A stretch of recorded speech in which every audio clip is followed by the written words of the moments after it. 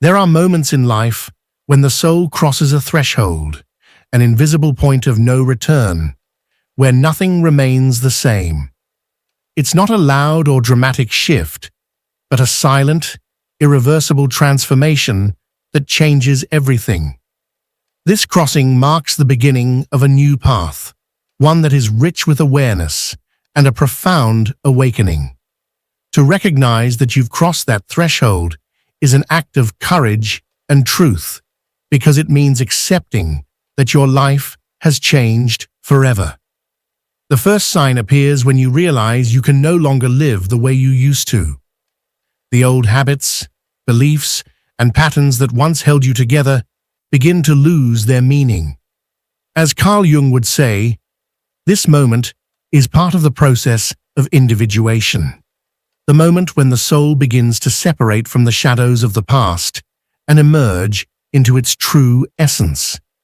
You no longer feel satisfied with superficial answers or surface-level experiences. That internal discomfort, that feeling that something is missing, is the first real indication that you've crossed the threshold. It's a deep inner calling that resonates in every fiber of your being.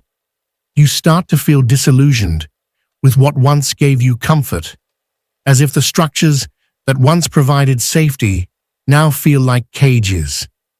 The spiritual threshold you've crossed begins to push you toward a life of deeper meaning and authenticity, even if it means walking into the unknown. This transformation isn't just mental, it's vibrational. Your energy no longer aligns with the things that used to feel normal. A space opens up within you, inviting you to let go of what no longer serves your growth and expansion.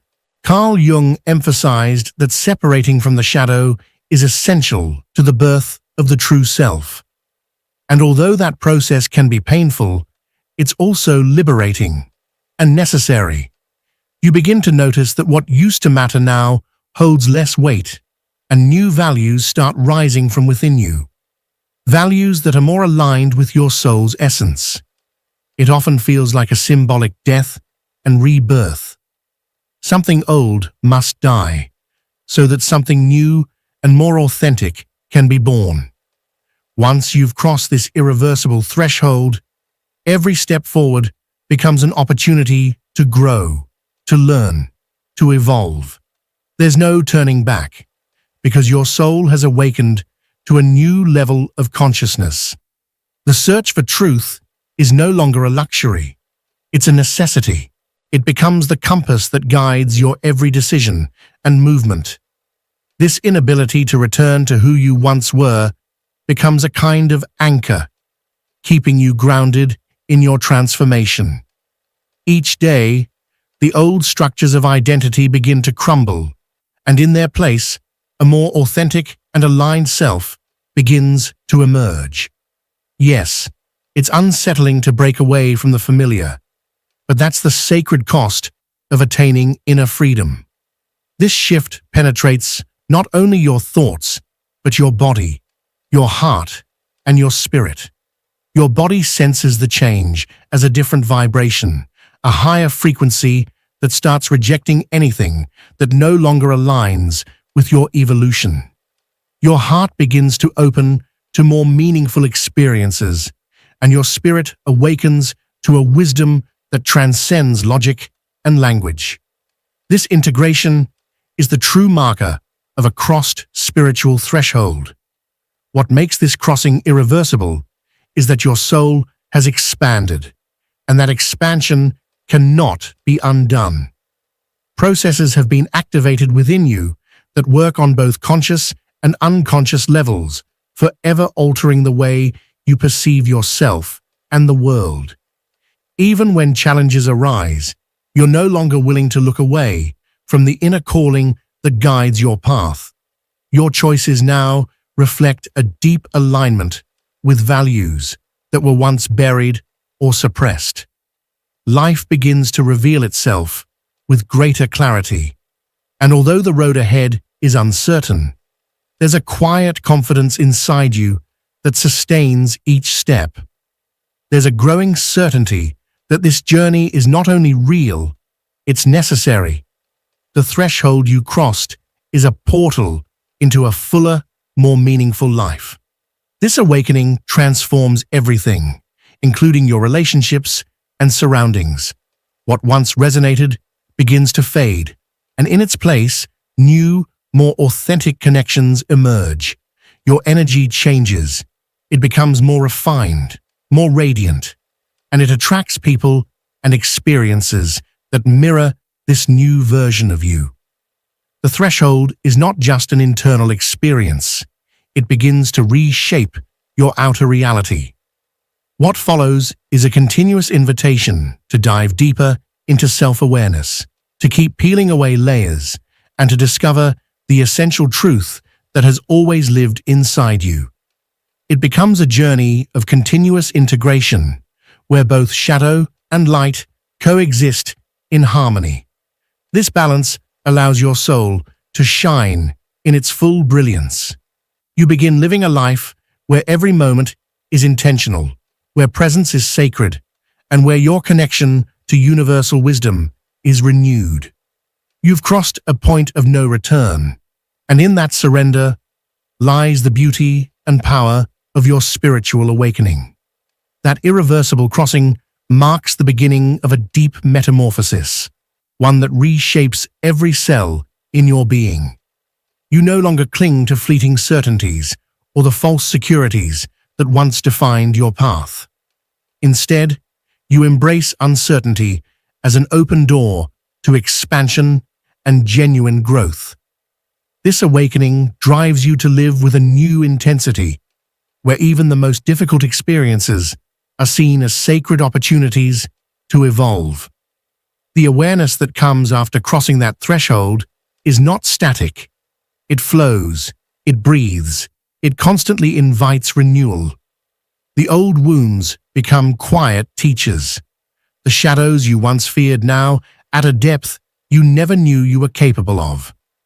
Carl Jung reminds us that individuation is a never-ending journey, a constant movement toward wholeness and authenticity.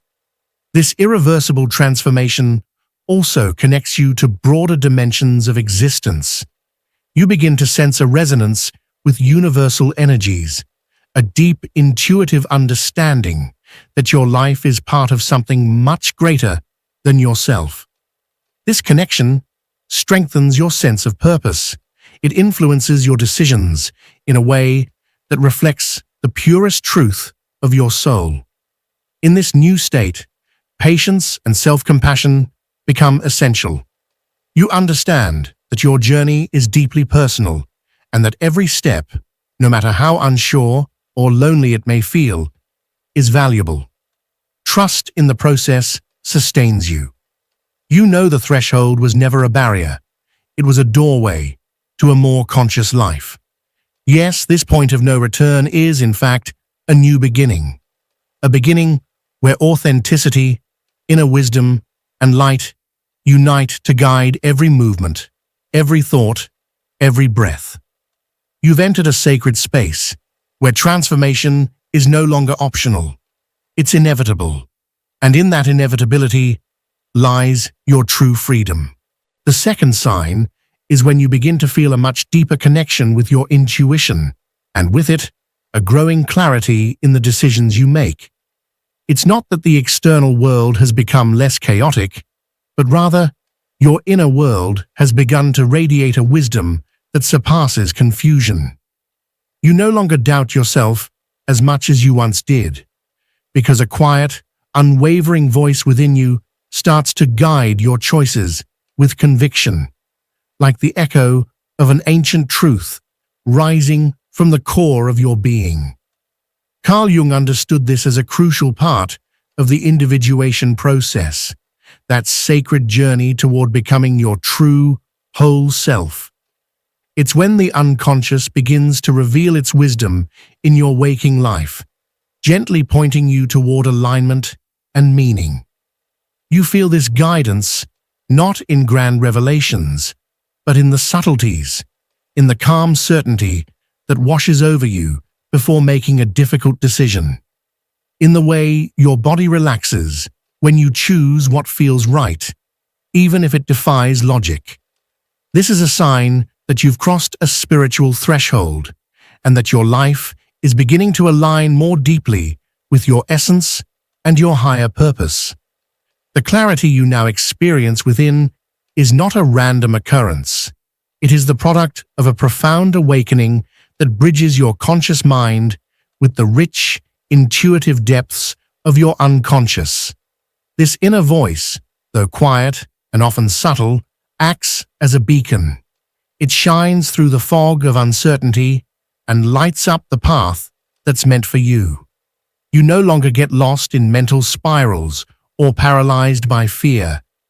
Instead, you move forward with a grounded confidence that only comes from being in tune with your true self. This intuitive awakening enables you to notice signs and synchronicities that previously went unnoticed. Those moments when the universe seems to whisper, "You're on the right track."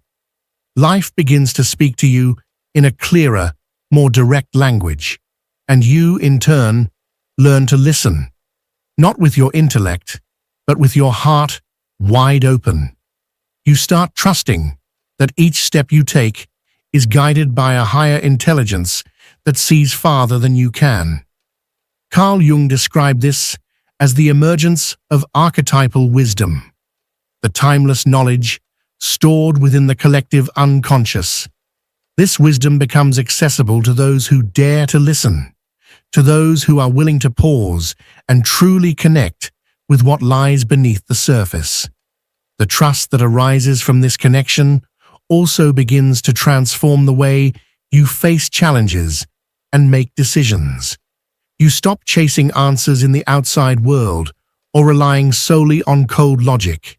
Instead, you begin to act from a space of internal certainty and intuitive alignment. This inner shift elevates your frequency and propels you forward toward the destiny your soul came here to fulfill. In this process, intuition becomes your steady and loyal companion. It becomes a compass that guides you through the storms, a reminder of who you truly are, even when everything around you feels uncertain. The clarity that emerges from this signal is not just comforting. It's a confirmation that the spiritual threshold you've crossed is real, and that it's leading you toward higher levels of consciousness and personal fulfillment. This awakening of intuition doesn't just change how you perceive the world. It also redefines your relationship with yourself and with life itself. You begin to feel a deeper connection forming between your mind, your heart, and your soul. These aspects of yourself, once fragmented or at odds, now move together in a harmonious flow that guides every decision and every action with a clarity that once seemed out of reach. That inner voice you now hear more frequently and trust more fully becomes a bridge between the visible and the invisible, between your conscious awareness and the vast landscape of your unconscious mind.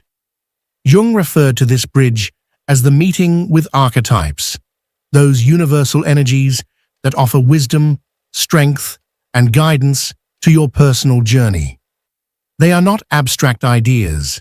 They are living symbols that awaken within you, offering direction and resonance as you navigate your path. As you open yourself to this inner flow, you begin to receive messages that don't just inform you, they inspire and empower you. This renewed intuition shields you from paths that are not aligned with your truth, and it gently steers you toward those that nourish your spirit. This inner guidance is a clear manifestation that the threshold you crossed is deep and transformative, and that you are now moving toward a life where your inner and outer worlds are increasingly in harmony. In this state of being, your self-trust grows naturally, and with it, your ability to live with authenticity and full presence. You no longer seek validation from others, to confirm your choices.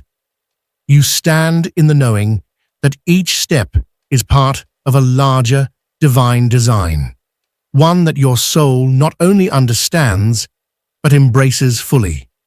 This awakening is a call to listen more deeply, to trust more profoundly, and to allow that inner voice to lead you toward the fulfillment of your highest purpose. It confirms that the spiritual threshold you've crossed has opened the path to a life that is more aligned, more conscious, and vibrating at a higher frequency than ever before. The third sign appears when you begin to feel a profound sense of detachment from situations, people, or beliefs that once held you tightly.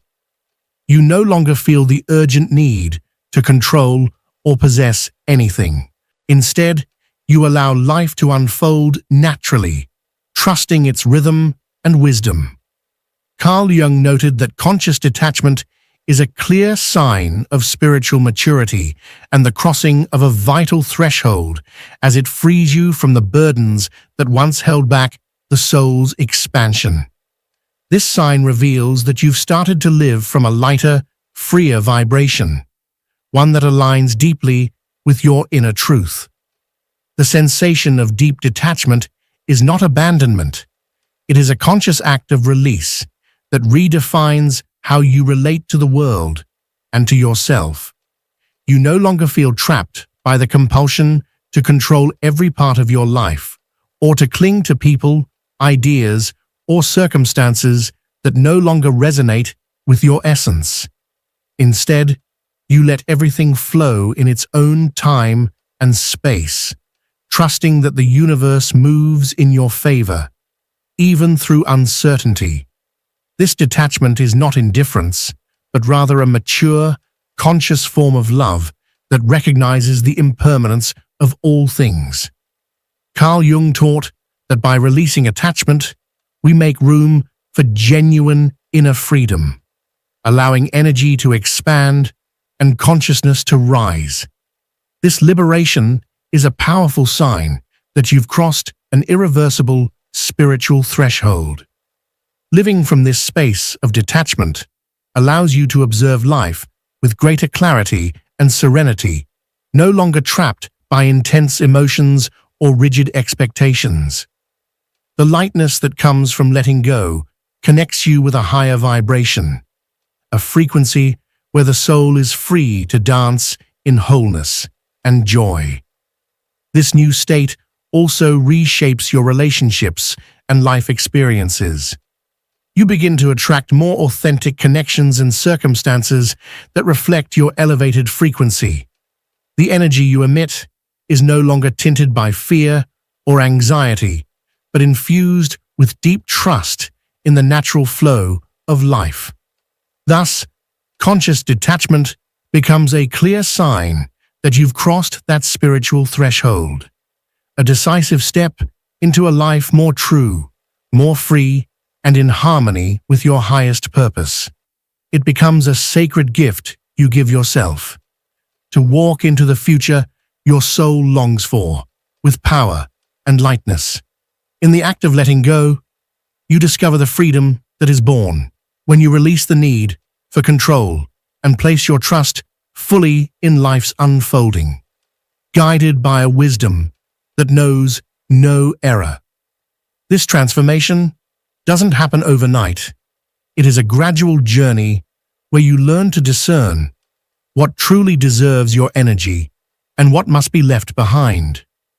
Carl Jung reminds us that this conscious detachment is a sign of profound spiritual growth, an invitation to live with an open mind and a light heart. It's the ability to flow with natural cycles, understanding that every ending creates the space for a new beginning.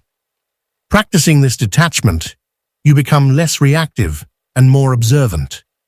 Anxiety, fear, and frustration slowly give way to a calm inner presence that holds your spirit. This peace no longer depends on external conditions. It's rooted in an inner vibration that reflects your connection to your essential truth.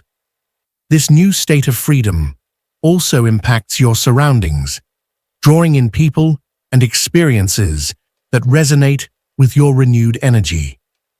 The quality of your relationships improves, and your daily life takes on a deeper and more enriching meaning. In this way, conscious detachment not only transforms your inner world, but also redefines the reality you live in.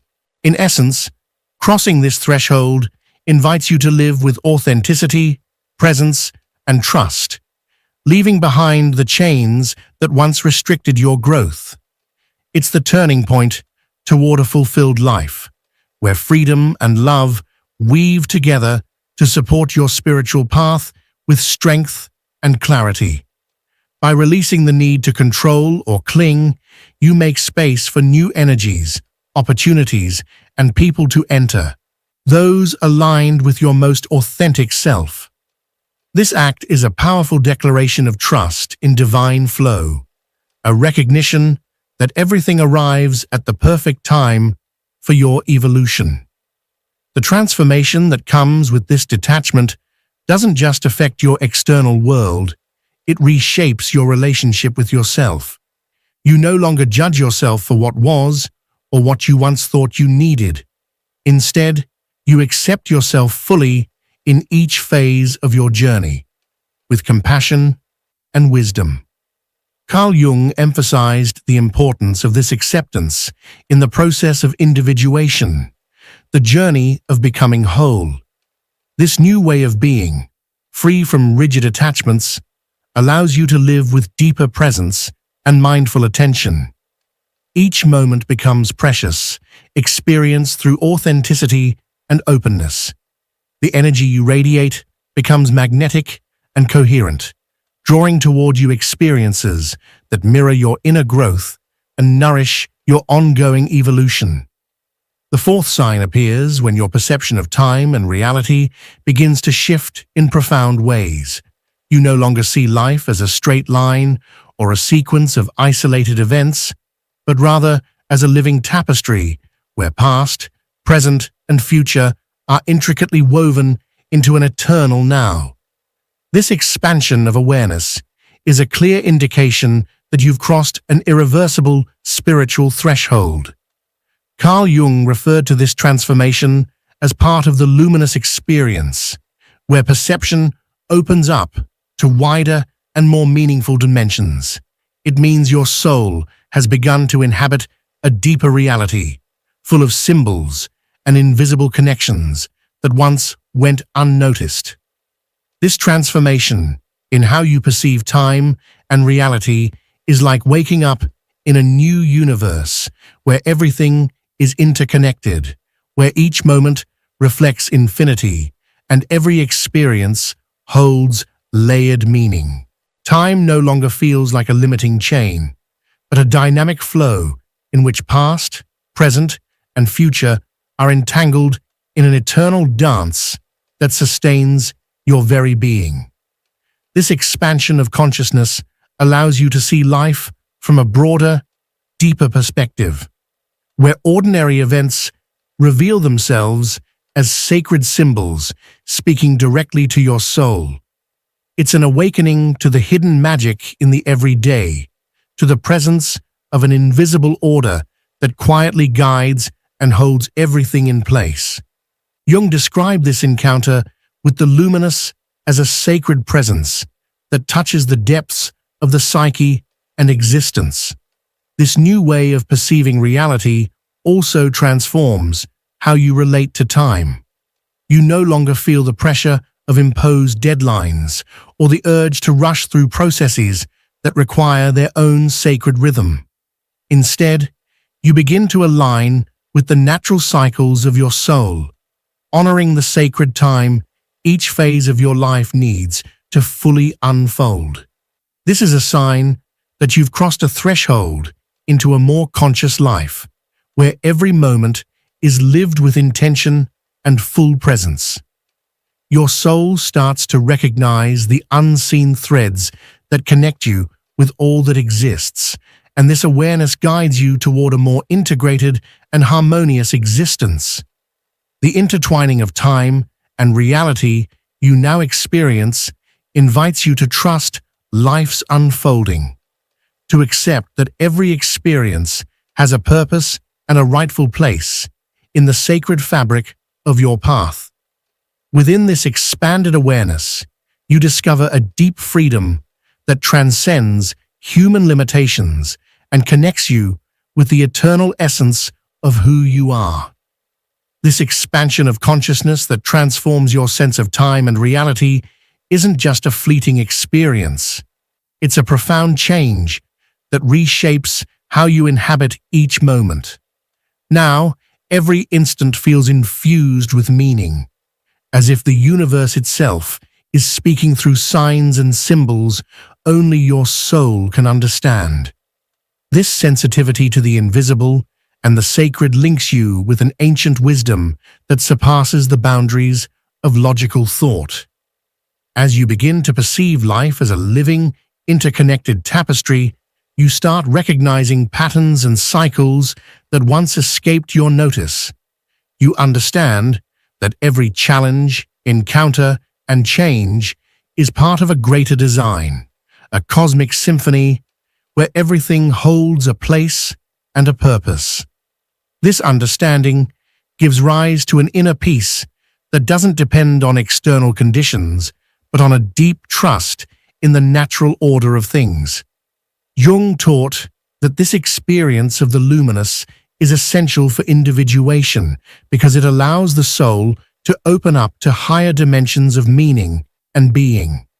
In this expanded state, the human being can transcend fragmentation and find unity with the whole. Duality weakens here, and consciousness rises toward full integration.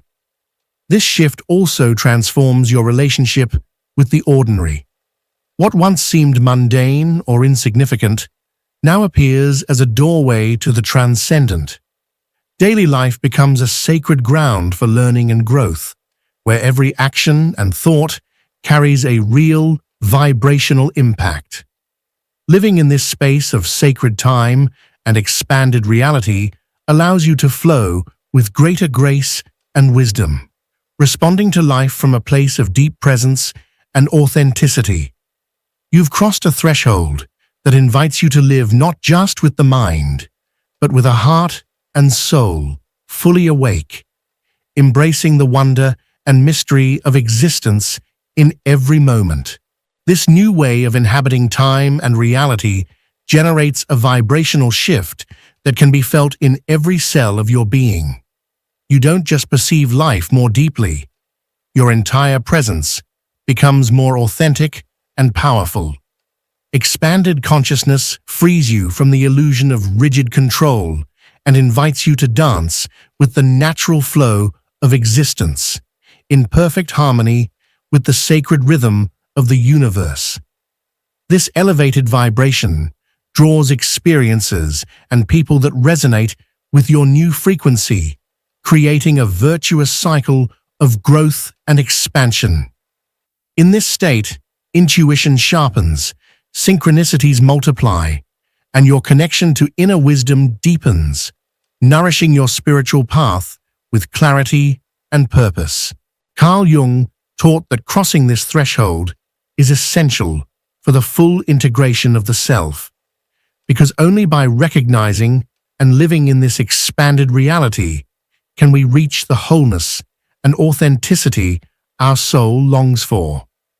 Perceiving time as a living fabric opens the door to a life rich with meaning, where each moment becomes an opportunity to align with your deepest truth. This transformation also changes how you relate to your past and future. You stop being tied to limiting memories or expectations and learn to inhabit the present in its fullness.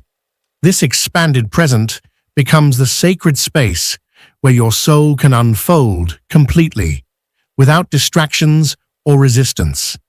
Thus, crossing this threshold places you in a vibrational state where life is experienced as a sacred mystery, an eternal dance of light and shadow, inviting constant growth and awakening. In this new awareness, your soul finds the freedom to express itself in its full magnificence and beauty. And the fifth sign, though not the least important, is when you begin to notice a profound transformation in your sense of purpose and mission. You're no longer driven by the need to meet external expectations or conform to imposed rules. Instead, you align yourself with an inner calling that guides you toward your true essence. Carl Jung understood that crossing a spiritual threshold of no return means connecting with that inner voice that fuels the process of individuation and personal fulfillment. This sign reveals that you've entered a path of authenticity and a deep commitment to your spiritual evolution, where every step feels meaningful and truthful. That shift in your purpose arises from a deep connection with the core of your being, where external demands lose their grip and the true call of your soul becomes clear and unmistakable. You no longer act out of obligation to someone else's norms or to seek others' approval. You act to honor the genuine essence that drives you from within. This internal calling becomes a force that motivates you to live with coherence, integrity, and passion. Every choice and every action becomes a reflection of that sacred voice, leading you toward the fulfillment of your personal and spiritual mission. Carl Jung described this awakening as the process of individuation, where the human being becomes who they are truly meant to be, transcending conditioning and limitations. Once aligned with this purpose, you begin to feel a clarity and peace that once seemed unattainable. The path may come with challenges, but the inner certainty sustains each step, giving you the strength to move forward with confidence and resilience. This transformation not only benefits you, it radiates outward, inspiring and uplifting those around you.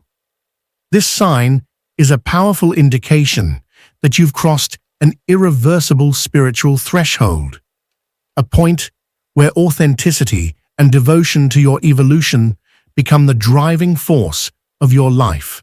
Living from this space is to embrace the truth of your soul and to walk with purpose toward conscious and complete fulfillment.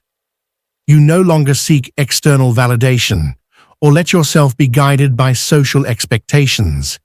Instead, your focus turns inward, toward honoring that internal call that resonates with the very essence of who you are.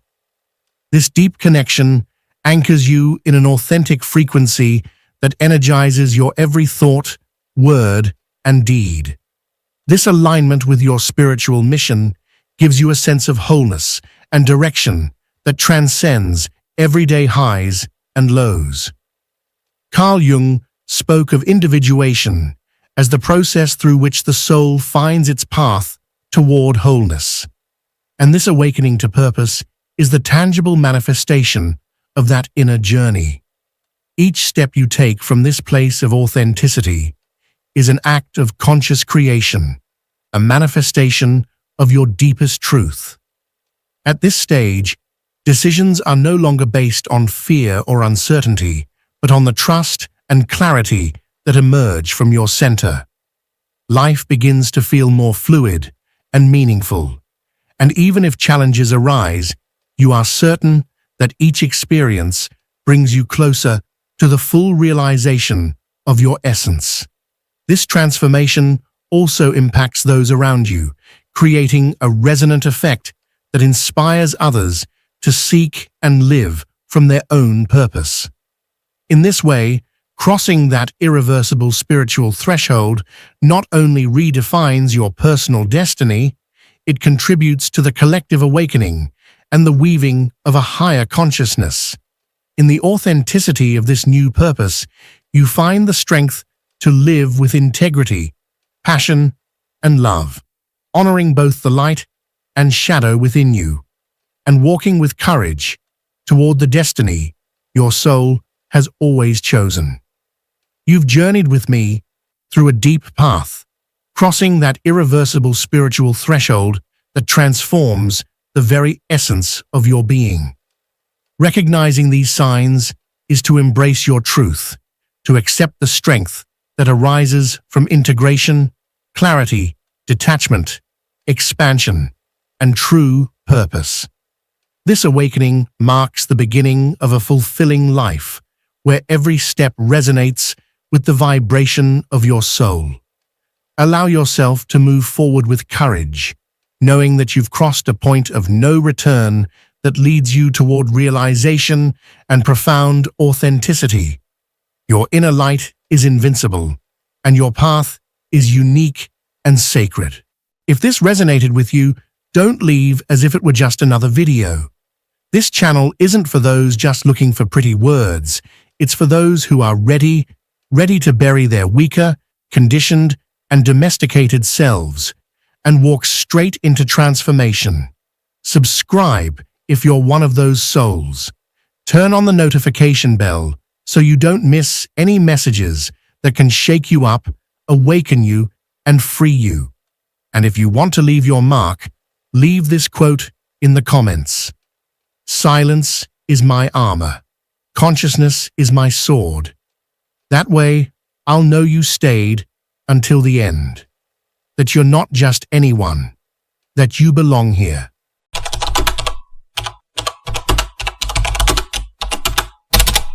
There comes a moment along the path when the soul begins to move from a completely different place. It's no longer the mind seeking meaning, nor the body longing for stability. It's something far deeper, a kind of inner fire that ignites without your consent, without your planning or reasoning. It arises spontaneously, without warning, as if something ancient within you has stirred awake after a long, silent slumber. It's not euphoria. It's not motivation. It's a vibration, primal and intense, that shakes you from the inside and changes your entire way of being in the world. This fire does not burn to destroy. It reveals. It doesn't push you forward. It awakens you. And when it begins to activate, everything that is not truly you starts to fall away. You can no longer lie to yourself. You can no longer hide behind roles or routines. Your soul begins to remember why it came here in the first place. And this memory, though it doesn't come with words, feels like a silent urgency that shifts everything. One of the first signs is an inner impulse that you can't quite explain, but you also can't ignore. It doesn't come from logic, nor is it triggered by external goals. It's a call that vibrates straight from your chest, a fire that doesn't ask for permission, that doesn't wait for the perfect moment. It appears suddenly, like something inside you has been waiting for far too long to be lit, and now refuses to remain dormant. This impulse might not always have a clear shape, but it has direction. It moves you toward what is real, toward what feels alive. It pulls you away from whatever dims your light, no matter how familiar or secure. And even if the world doesn't understand why you're changing, you do. You're not searching for something new. You're responding to something ancient that has always been there, waiting. That impulse doesn't come with a map, but it's unmistakable. It may not tell you exactly what to do, but it makes it absolutely clear what you can no longer continue doing. You begin to wake up with a soft but persistent discomfort, a kind of restlessness that no longer disappears with distractions or noise, because it's not about filling voids anymore. It's about acknowledging that something within you is ready to burn, to illuminate, to transform everything from the root. You start to feel that pretending is no longer an option, that remaining in comfort feels like betrayal. You hear a voice deep inside you that can no longer be silenced by logic, that refuses to surrender to excuses, that cannot be numbed by distractions. This voice doesn't scream, it burns. And even if a part of you wishes you could extinguish it to keep fitting in, you know that it's already too late for that. You've crossed an internal threshold. The first spark has been lit. You also begin to notice that what used to satisfy you now frustrates you, not because you've become ungrateful, but because you now see what you couldn't see before, that you were dimming your own light to sustain structures that no longer sustain you. This inner fire doesn't destroy what's outside. It simply makes what isn't aligned unbearable. It pushes you, not as punishment, but out of integrity. And though it might hurt, it also liberates. With every step you take in the direction of truth, the fire grows stronger, not as a punishment, but as guidance. You can no longer fully fall asleep. You can no longer lull your soul with hollow routines, because something within you has been activated, something that doesn't ask for explanation, only space, something that refuses to bargain with fear, only with truth. This fire doesn't arrive to give you certainty. It comes to return you to yourself, to who you were before the masks, before the disguises, before the quiet agreements with the parts of life that were extinguishing your light. It doesn't ask you to know the whole destination, only not to deny yourself the beginning, because once the fire starts to awaken, there's no turning back. The only way forward is to burn with purpose. You also begin to realize that this impulse doesn't need external validation. You're no longer waiting for approval or hoping someone else will understand what you're feeling, because you know from the deepest place within that this fire doesn't belong to anyone else. It's yours. It was born with you. It has always been there. Only now it's becoming visible, not as a passing emotion, but as a force that permeates everything, your way of speaking, choosing, living. And that's what truly changes everything. You're not chasing a goal, you're returning to yourself. Every time you listen to that inner impulse and act from that space, the fire becomes more distinct, more present. You start choosing differently, not out of obligation, not from guilt, not from the fear of loss. You choose from a place of expansion, from that sacred space where something inside you ignites and nothing else makes sense unless it vibrates in resonance with that flame.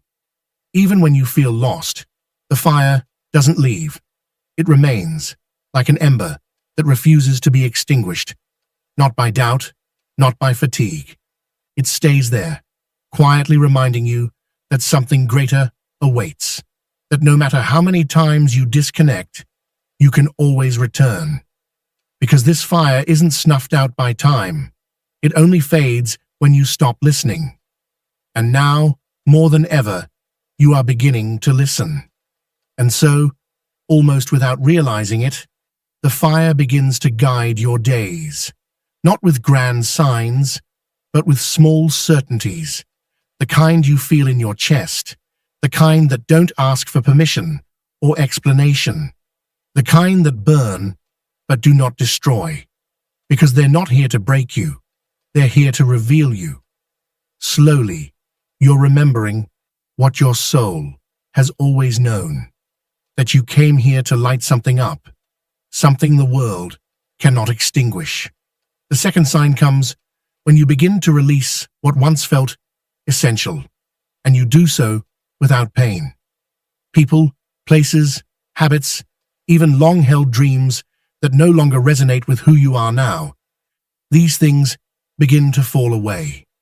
There's no bitterness, no dramatic farewell. Instead, a quiet clarity settles within you, as though a wiser part of yourself, existing on a higher plane, is making decisions on your behalf. You might not fully understand the reasons behind this detachment, but you feel deep down that it isn't about loss, it's about cleansing. Your inner fire doesn't just illuminate, it also burns away the things that no longer serve a purpose. And what's most surprising is that in the act of letting go, you don't feel emptiness. You feel light. It's as though everything you release frees up internal space that had been occupied merely out of habit or inertia. It no longer hurts as much to step away from what was once part of your life for years, because now you understand something fundamental. Not everything that has played a role in your story is meant to accompany you in fulfilling your purpose. Certain relationships, beliefs, even parts of your identity, some of them are meant to stay behind as you step forward into a truer version of yourself. You're not running away. You're refining, tuning in more precisely to your essence. You no longer carry the weight of the past out of loyalty. You don't continue to hold on to what dims your light just because a part of you still feels guilty. Your inner fire isn't asking you to destroy anything. It simply makes it impossible to keep ignoring what no longer vibrates with you. And this clarity you feel isn't intellectual, it's energetic. Suddenly, what you used to tolerate with effort becomes suffocating, and instead of forcing yourself to stay, you choose to leave. This fire awakens an intolerance for self-deception. You can no longer justify relationships, paths, or behaviors that don't align with your truth. Not out of judgment, but out of integrity. There's no more room to keep convincing yourself you're okay in spaces where you're clearly not. The fire now shines so brightly that it reveals everything you once managed to hide from yourself. And once you see it, you can't go back. What you're letting go of doesn't get erased. You honor it, but you no longer need it.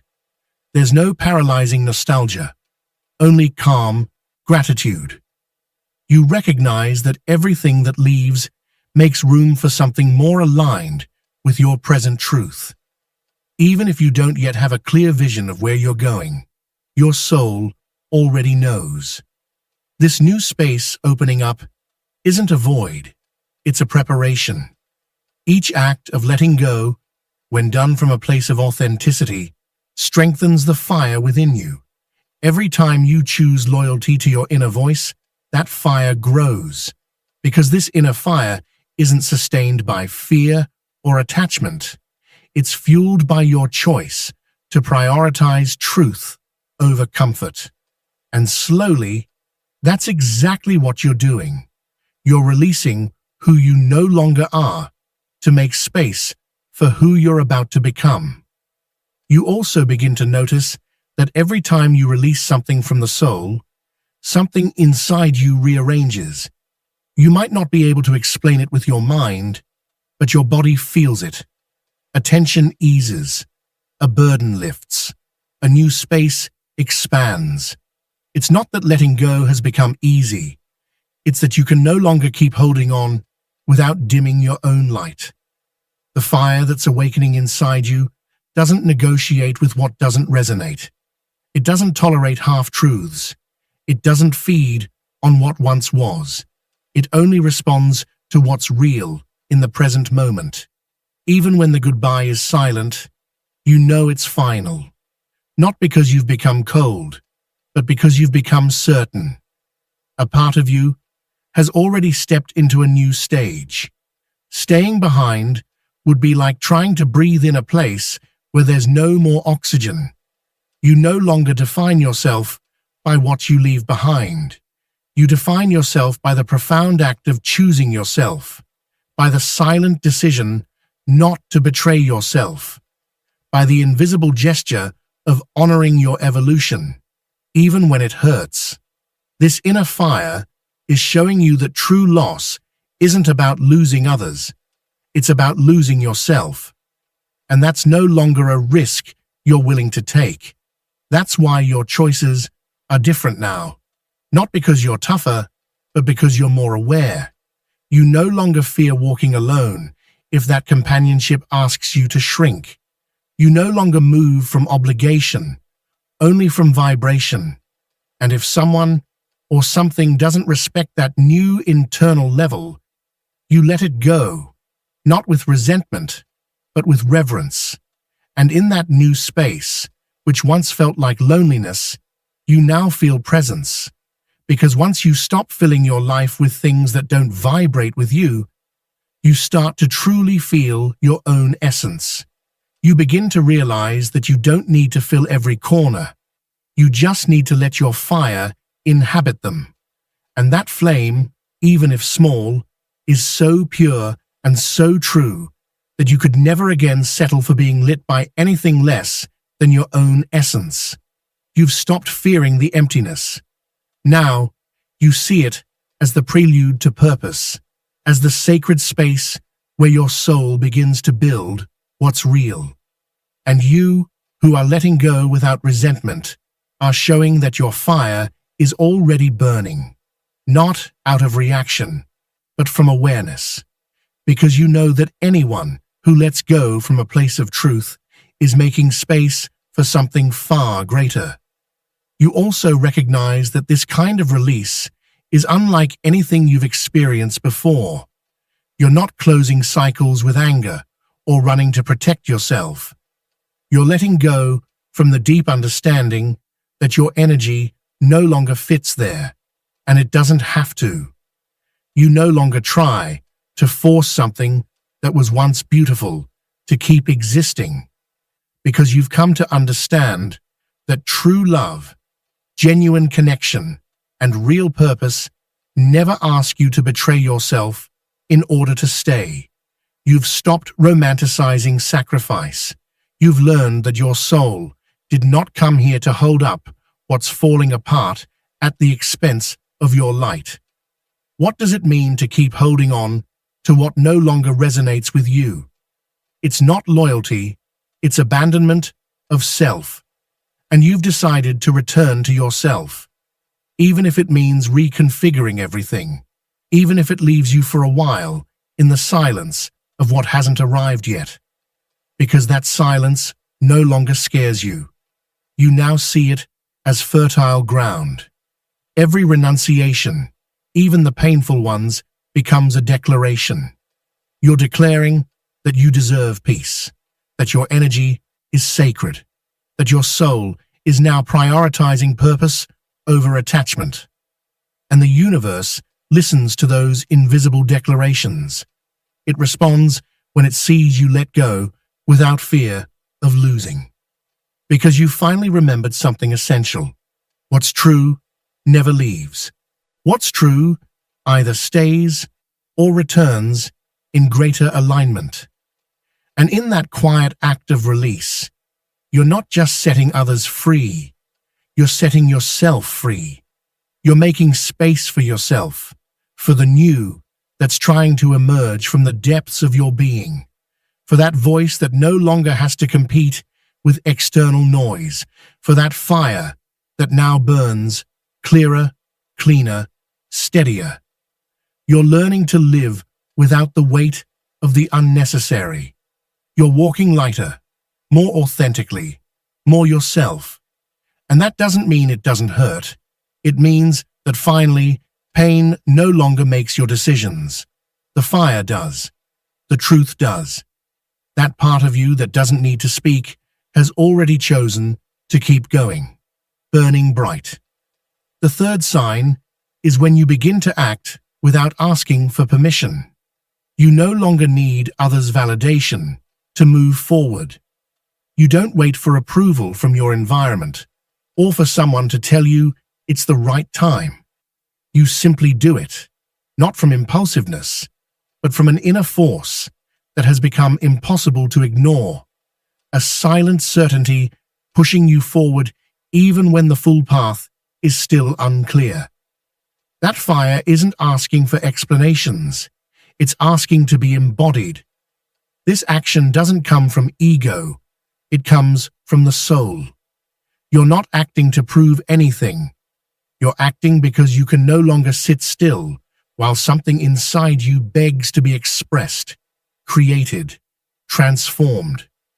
It's as if a part of you grew tired of waiting for the perfect conditions, as if you finally realized the perfect moment doesn't appear on its own. It's built from presence, from choice, from the kind of fire that won't go out, even when everything around you suggests it's not the time. You're no longer stopped by not yets. You're no longer held back by the doubts of those who don't feel what you feel. You've started honoring your inner impulse as a compass. You've understood that this movement born from within isn't chasing instant results. It's searching for alignment, action that matches your vibration, your transformation, all that you've been holding in out of fear of not being understood. And even though you don't know exactly where each step will lead, you know you can't keep waiting, because now you understand that postponing what's true is a form of self-abandonment. There are ideas, words, creations, and decisions that, if they're not born now, will wither inside you.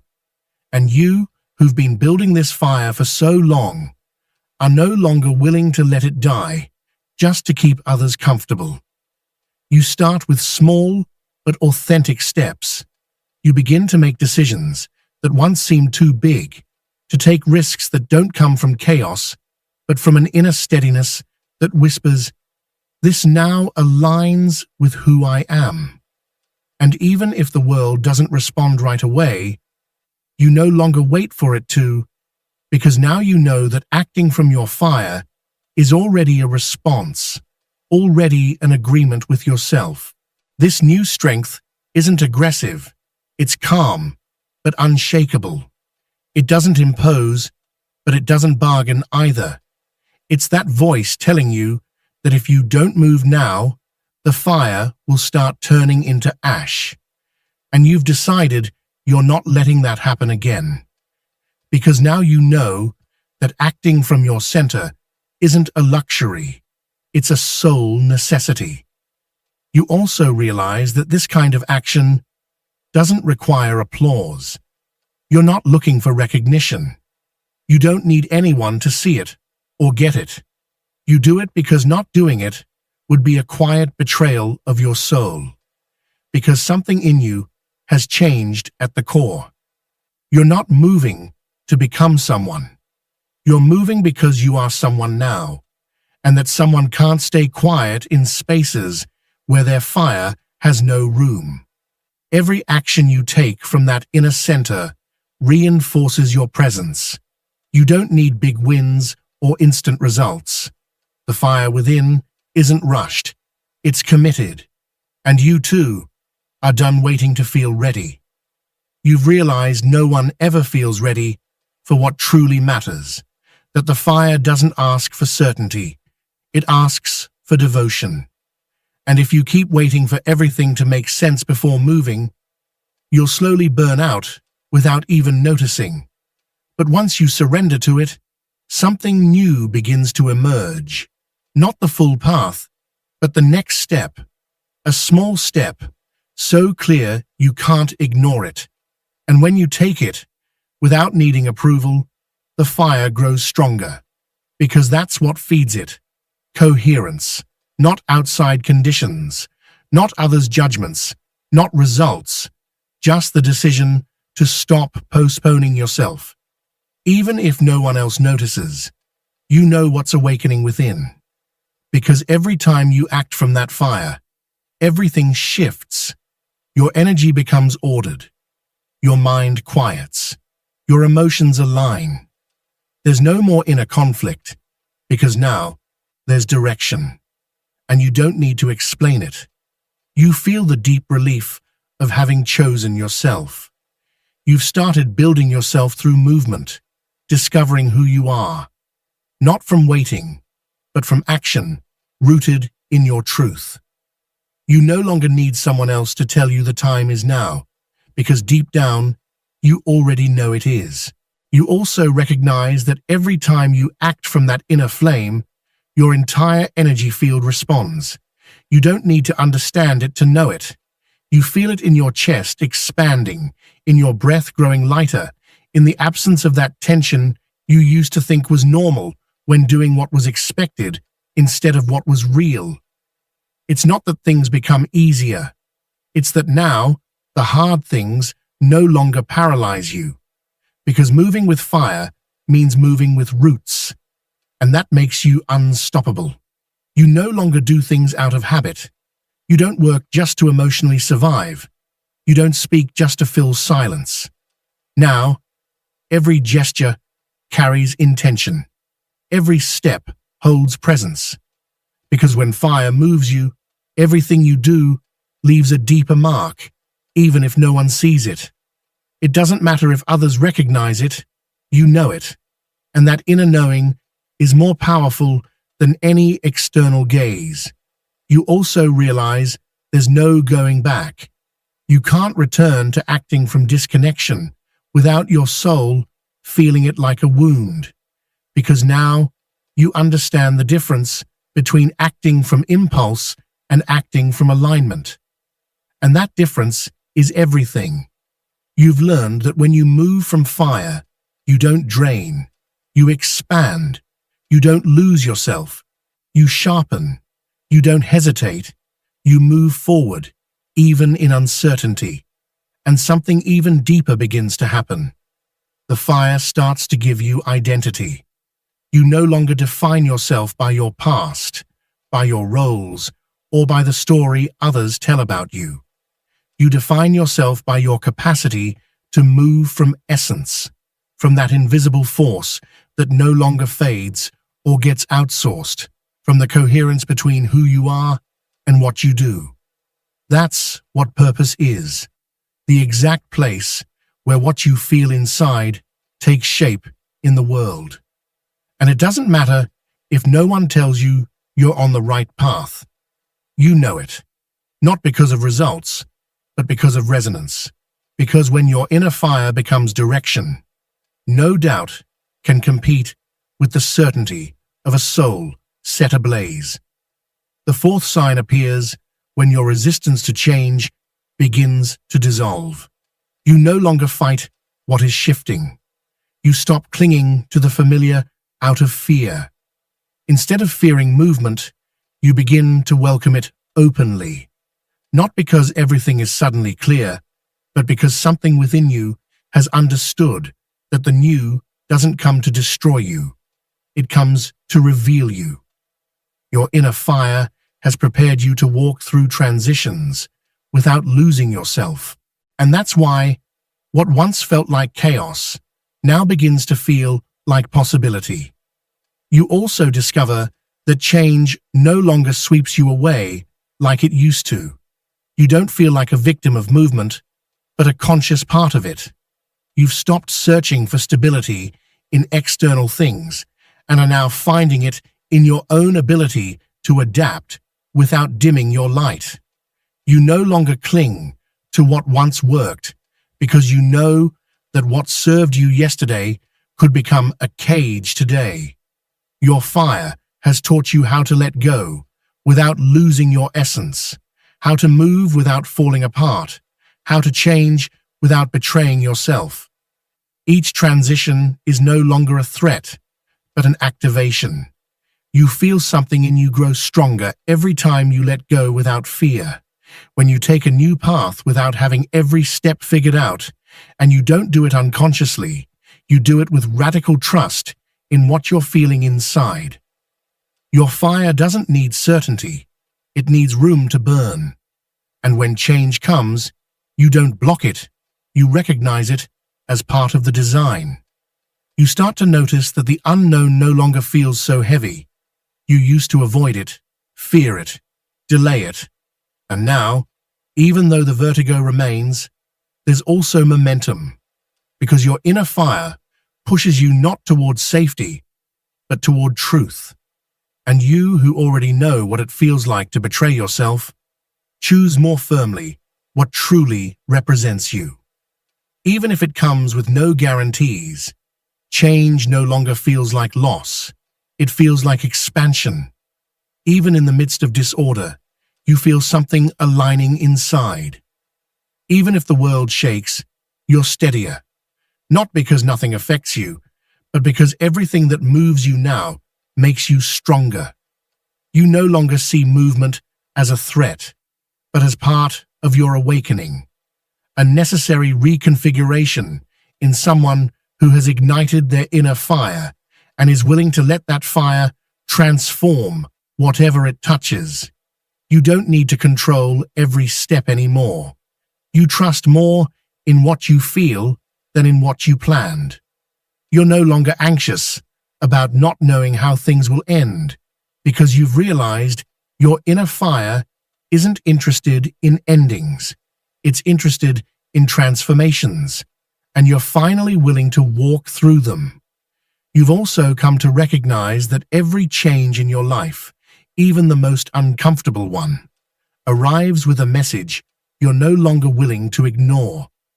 You've become so sensitive to misalignment that now you can feel when a chapter has ended, even if you can't yet name it.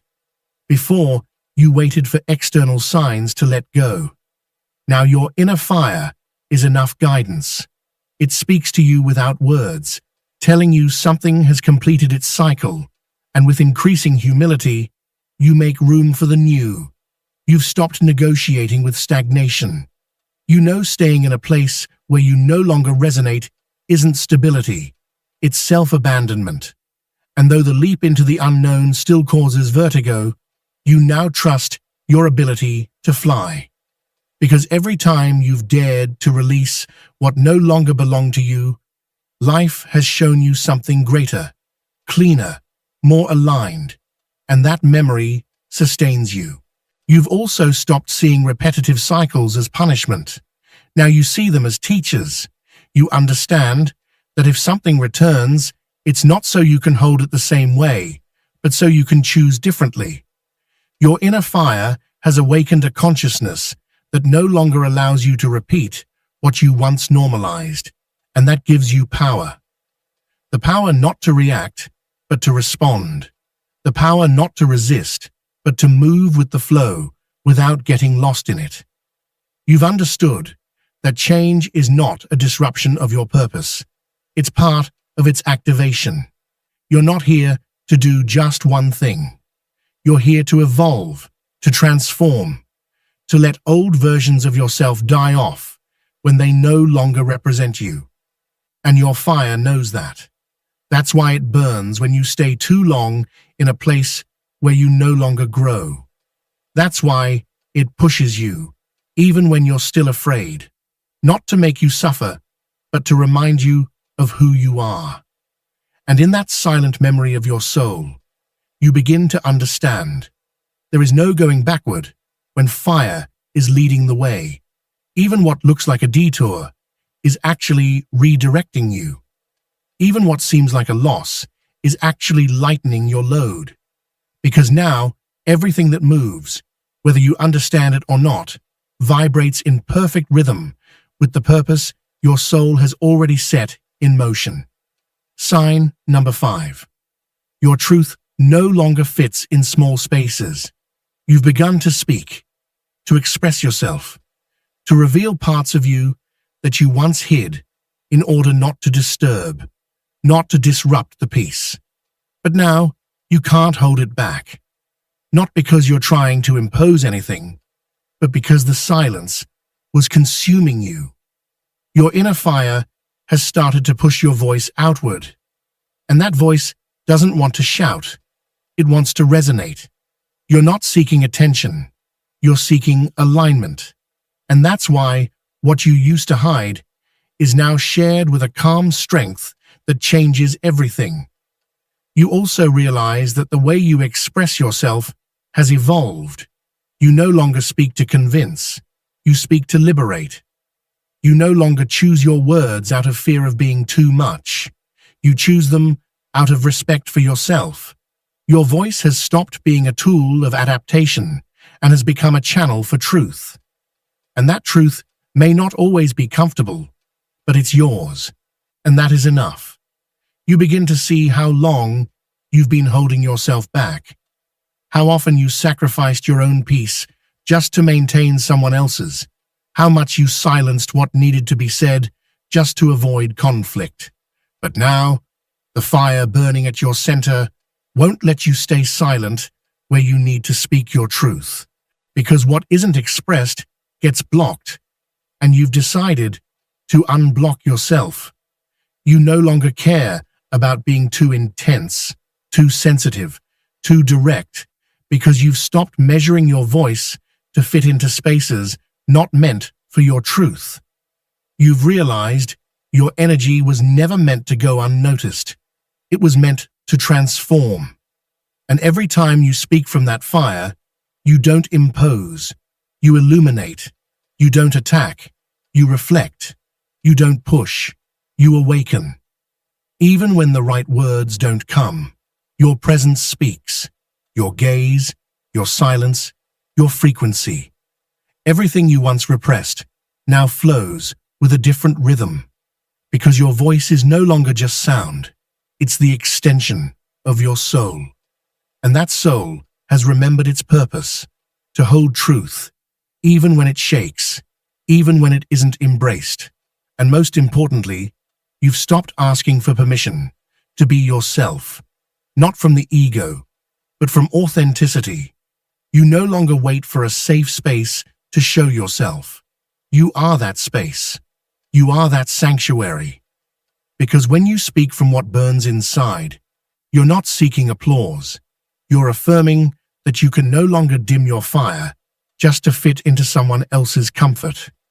You also notice that by allowing yourself to speak from that deep place, something within you comes into order, not because others understand or accept it, but because you finally stop fragmenting yourself. Each time you express what you used to hold back, you don't just free yourself, you integrate. And that integration feels like rest, like expansion, like finally being able to breathe without asking for permission. You've let go of needing ideal circumstances to be yourself, because you now understand that every moment you choose to be a vessel of truth is a sacred act, even if it goes unnoticed. You're no longer speaking from a need to be heard. You're speaking because what you carry inside can no longer stay in shadow. You know that every time you repress your light, something dims within you, and you're no longer willing to allow that. You also realize your voice doesn't need to be perfect. You don't have to know everything, say it flawlessly, or have a polished narrative. You just need to be honest, consistent, present. Fire doesn't demand form. It demands surrender. And you've begun to surrender, with less shame, with less guilt, and with more loyalty to what you truly feel. And it shows, not in volume, but in vibration. Your energy starts to speak for you. Your very presence becomes a message. You no longer strive to explain what others can't resonate with. You simply live it. You no longer argue your truth. You embody it. Because you understand that the real impact doesn't come from what's shouted, but from what's held with soul. By speaking from your fire, you also learn to hold the echo, to accept that there won't always be a response, that not everyone will know what to do with your truth. But instead of shrinking, you remain. Because now you know your purpose is not to please, it is to awaken. And awakening may be uncomfortable, but it always transforms. You are no longer a reflection of what others expect. You are the manifestation of a voice that has been ignited from within. And that voice, even if it trembles, even if it hesitates, even if it's still learning how to speak itself, can no longer be silenced, because your fire holds it now, and that fire will not go out. The sixth sign appears quietly, almost invisibly. You don't force anything. You don't make big moves. And yet, everything starts to shift. People begin to walk away without drama, without a fight. Others enter your life for reasons you can't quite explain.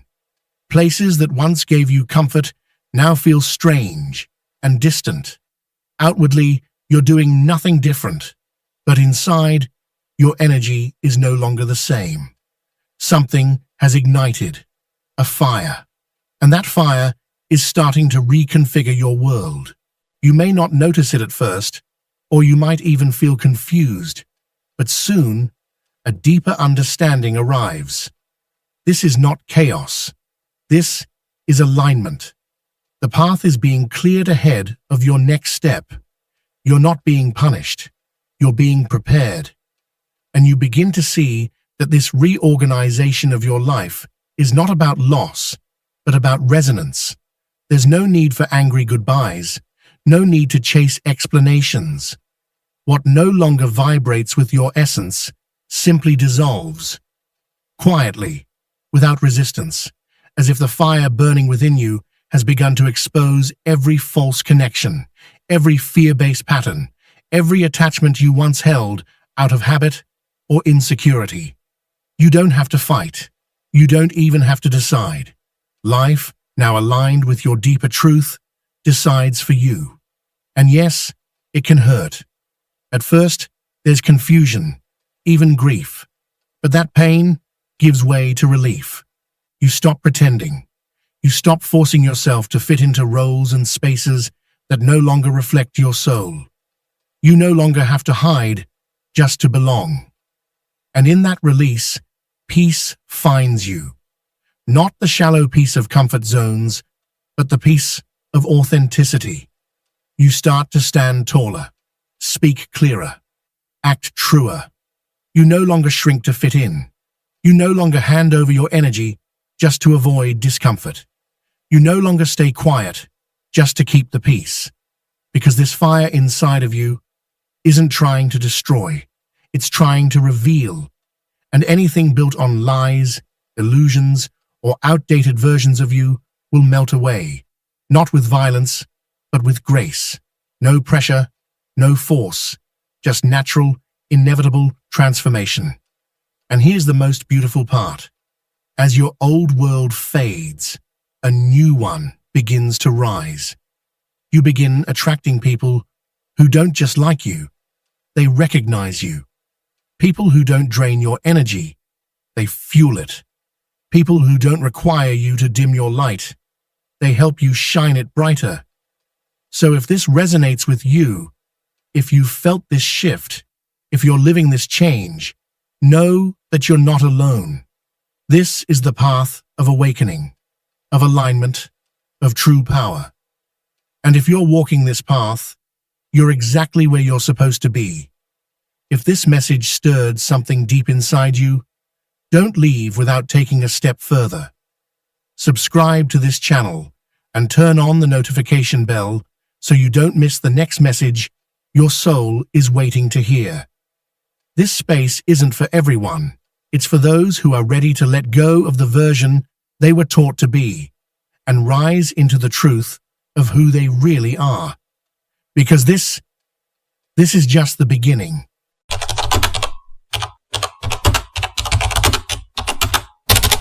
You are not here by coincidence. Something deep within you led you to this video at this exact moment. And by the time you finish watching it, you'll begin to understand why. True healing doesn't always feel like a sudden burst of light. More often, it feels like a whisper in the middle of chaos, a quiet murmur that emerges not from the outside, not because something in your surroundings magically shifts, but from something internal, beginning to change, beginning to come together. Healing begins the moment you stop rejecting the parts of your story you once wanted to erase.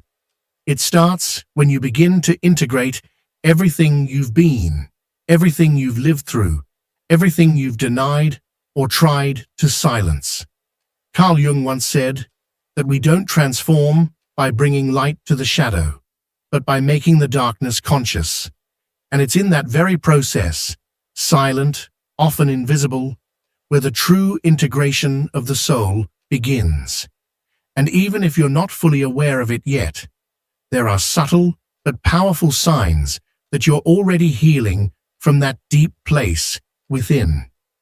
One of the first signs is that you stop fighting with yourself, not because you're trying to force peace or convince yourself that everything is okay, but because a quiet softness begins to settle in. It's a kind of silent understanding that allows you to observe yourself without judgment, to feel without demanding constant improvement, to live within yourself without needing to constantly fix or correct who you are. Your inner dialogue begins to change. You stop punishing yourself for feeling. You no longer pressure yourself to be perfect just to earn rest. Instead, you start speaking to yourself with honesty, but also with compassion. And that compassion is not weakness. It's a gentle kind of strength that begins to dismantle all the inner walls that once kept you separated from your true self. That softness doesn't arrive all at once. It settles in gradually with every decision you make in your own favor. With every moment you choose not to punish yourself for not having all the answers, for not healing fast enough, for not reacting the way you expected to. You begin to understand that real strength doesn't lie in being invulnerable. It lies in feeling everything and still moving forward, even when the wounds are still open. The internal war that once felt endless begins to quiet, not because everything has been resolved, but because you're no longer fighting against who you are. You begin to accept that you can feel anger without losing your essence, that you can feel fear and still take steps forward, that you can fail without becoming a failure. This kind of acceptance is not resignation. It is clarity. It's the deep realization that every emotion, every wound, every denied piece of yourself forms a crucial part of your soul's map. And when you allow all of it to coexist, when you give every part of yourself space to be, something sacred happens. A silent unification between who you were, who you are, and who you are becoming begins to take place. The demands you once placed on yourself start to lose their grip. The internal judgment fades, and in its place arises a more grounded presence, one that is more real, more firm, more human. You're no longer trying to become someone new. You're starting to truly inhabit yourself.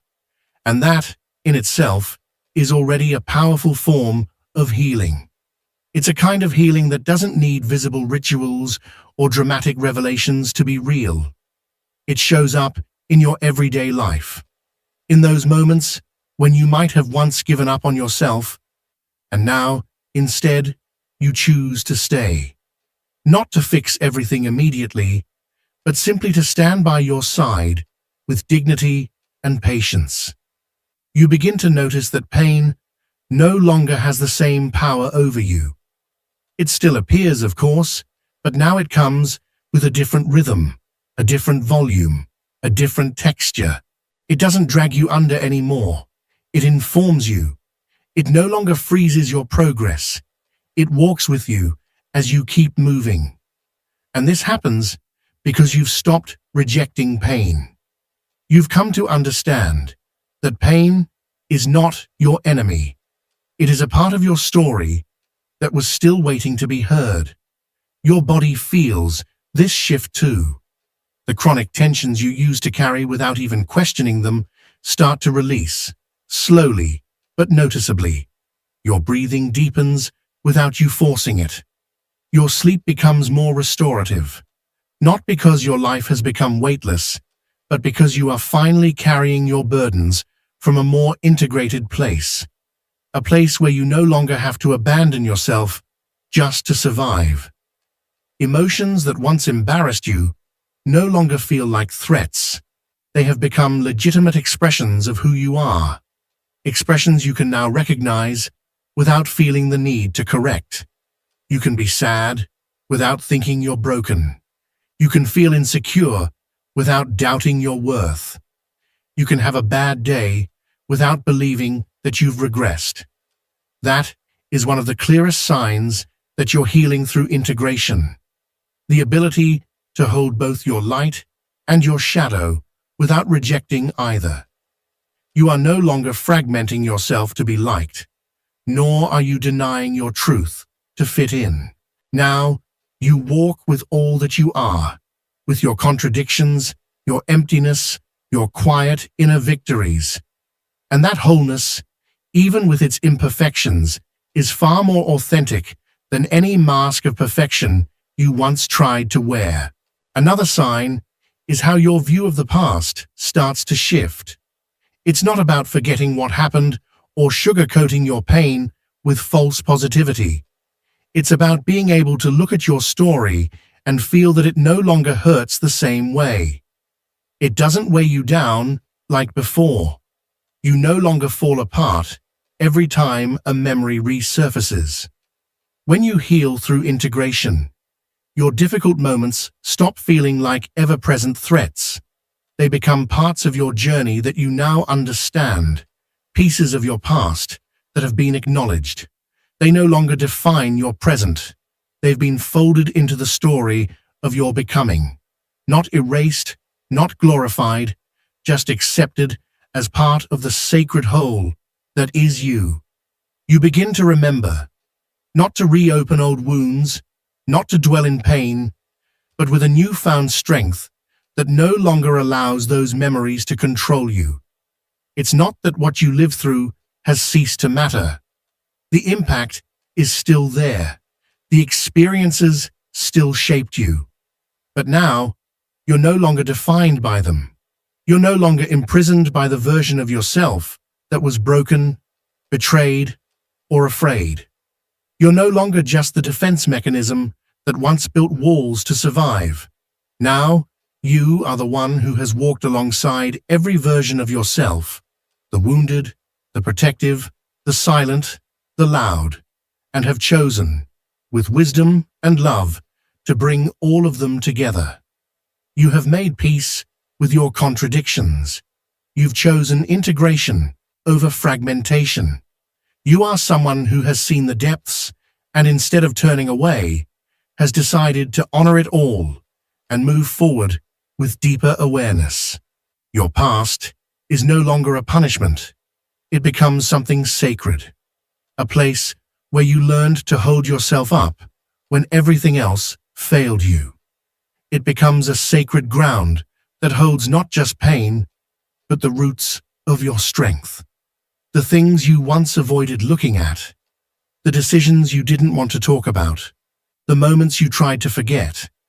Now you meet them with respect.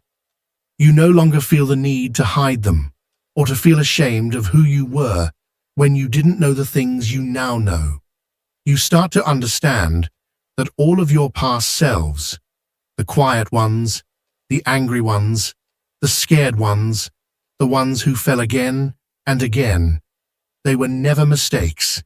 They were expressions of your will to survive. They were attempts to protect your heart in a world you hadn't yet learned how to navigate. And now, from where you stand in the present, you can finally embrace all of them. Not with guilt, not with regret, but with the tenderness that you didn't know how to offer yourself back then. And that tenderness does not weaken you, it liberates you. Because only those who have made peace with their past can walk into their future with a soul that feels light, unburdened, and whole. You no longer carry your story like chains around your ankles. You carry it like threads woven into the fabric of your being. Not denying what happened, but acknowledging that through it, your soul learned exactly what it needed to remember. That understanding transforms everything. It shifts how you tell your story. You no longer speak from the wound as if it's still bleeding. You speak from the scar, soft, healed, full of memory, but no longer raw. Your story ceases to be a tragedy and becomes a journey. You no longer define yourself by what was done to you or by what you lost. You define yourself by how you chose to rise, to transform, to grow beyond the limits that pain once placed on you. And that transformation isn't loud.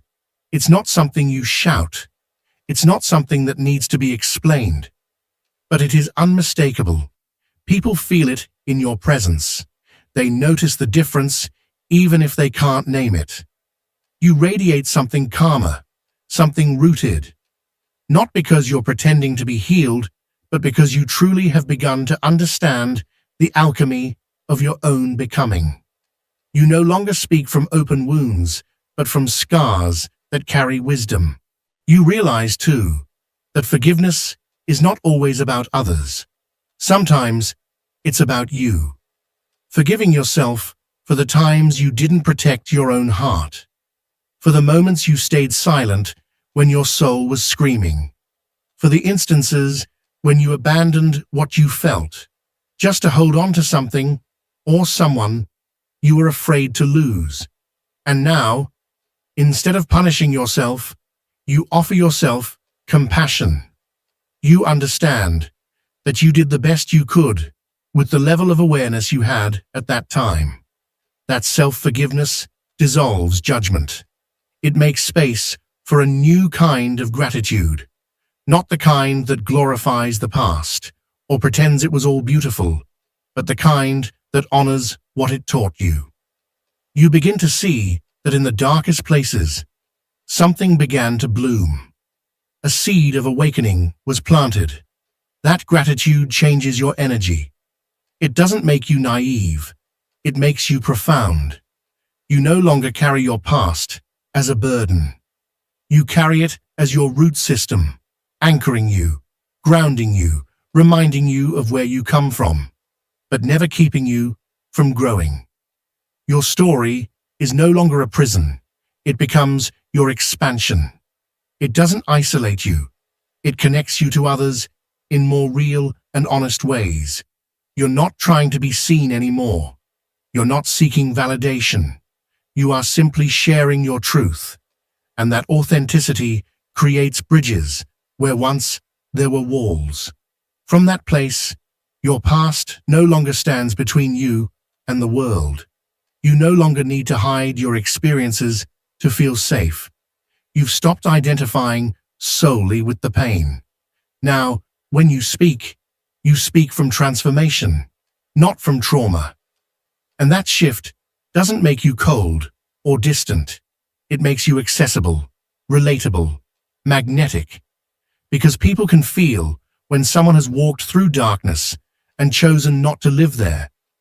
Your presence deepens. It becomes quieter, but more powerful. Not because you're trying to prove anything, but because you've become someone who holds their story with reverence rather than resistance. You no longer emanate confusion or denial. You emanate wholeness. And wholeness doesn't shout. It simply exists, firm, radiant, grounded. You also notice that when you revisit your past, it's not to search for blame or to justify your pain. If you return, it's with purpose. It's to gather wisdom, to close cycles, to understand patterns, to consciously close doors that were left slightly open, not as punishment, but as liberation. Nostalgia, when it comes, doesn't overpower you. You don't drown in it. You sit with it. You honor it. But you don't cling to it. Because what once felt like a desperate need now feels like a part of you that has been seen, loved, and gently placed back in its rightful place. And when that happens, something inside you feels lighter. You realize you don't need to reject your past to move forward. Integration is not forgetting. It's the most loving way to evolve. You no longer push away what hurt you. You welcome it as part of your human experience, understanding that everything your soul endured was necessary to arrive here. With this clarity, with this peace, with this deeper level of consciousness. Another unmistakable sign that you're healing and evolving through deep inner integration is when you begin to act from your center rather than from reactive impulses. It's a quiet but powerful shift, one that often goes unnoticed by the outside world, but changes everything within you. This transformation is not about becoming cold or indifferent. It's about finding a grounded space inside yourself from which your actions naturally arise. When you've reconnected the fragmented parts of your inner world, you no longer feel the need to defend yourself against every challenge, explain every emotion, or prove your worth through impulsive reactions. Your energy stabilizes. Your words become more thoughtful, more deliberate. Your actions start to flow from a unified core, a place within that no longer breaks apart under pressure. You no longer react to life. You respond. And that response comes from clarity, not fear, from presence, not urgency. This is what it means to live integrated. What once overwhelmed you emotionally now meets a new version of you, a version that can observe without becoming consumed, that can feel without getting lost in the feeling. It's not that you stop feeling, it's that you learn to hold space for your emotions. You no longer need to build walls around your heart or lash out in self-protection. You stop confusing hardness with strength. Your power is no longer something you need to assert. It simply exists, quiet, calm, and steady. You maintain your center not by dominating the situation, but by staying rooted in yourself. This center, this inner stability, is not something you fake or pretend. It's not learned from a book or copied from someone else. It's the organic result of facing your inner shadows, of listening to the parts of you that used to sabotage your growth, and more than anything, of accepting them. When you make peace with your inner contradictions, your external behavior shifts. You begin to act from serenity, not from fear, from awareness, not from the need to control. And this change in frequency doesn't just affect you, it alters your entire reality. You no longer need to be right. Peace becomes more important than winning an argument. You no longer dive into conflict just to protect your ego because you finally understand. There's nothing in you that needs to be defended when you feel whole. And when all your internal parts have been acknowledged and embraced, external conflicts lose their power over you. You become quieter, but your presence speaks louder than ever. That presence doesn't push or impose. It doesn't collapse under pressure. It holds space. It accompanies. It transforms. And it does all this from a place of profound coherence. This kind of coherence isn't theoretical or performative.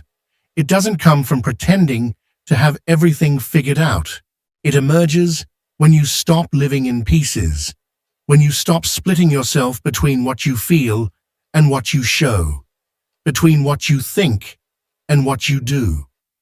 Your way of being in the world transforms, not because life becomes perfect, but because you no longer filter it through the lens of past pain.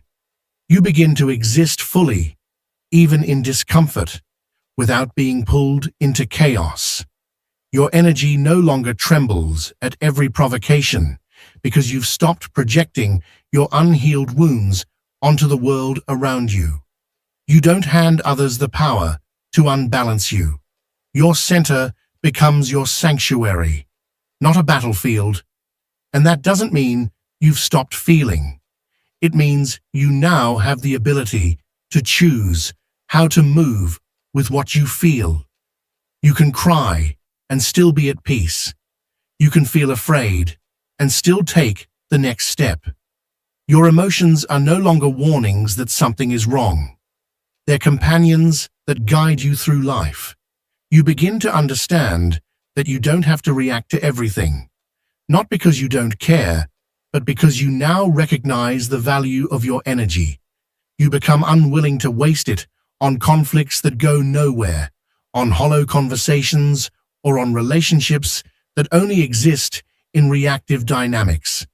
Integration naturally makes you more selective, but not from judgment, rather from self-respect. When you learn to inhabit your own inner space, you also learn how to protect it without closing it off. You set boundaries without guilt. You speak your truth without losing your composure. This changes your presence entirely.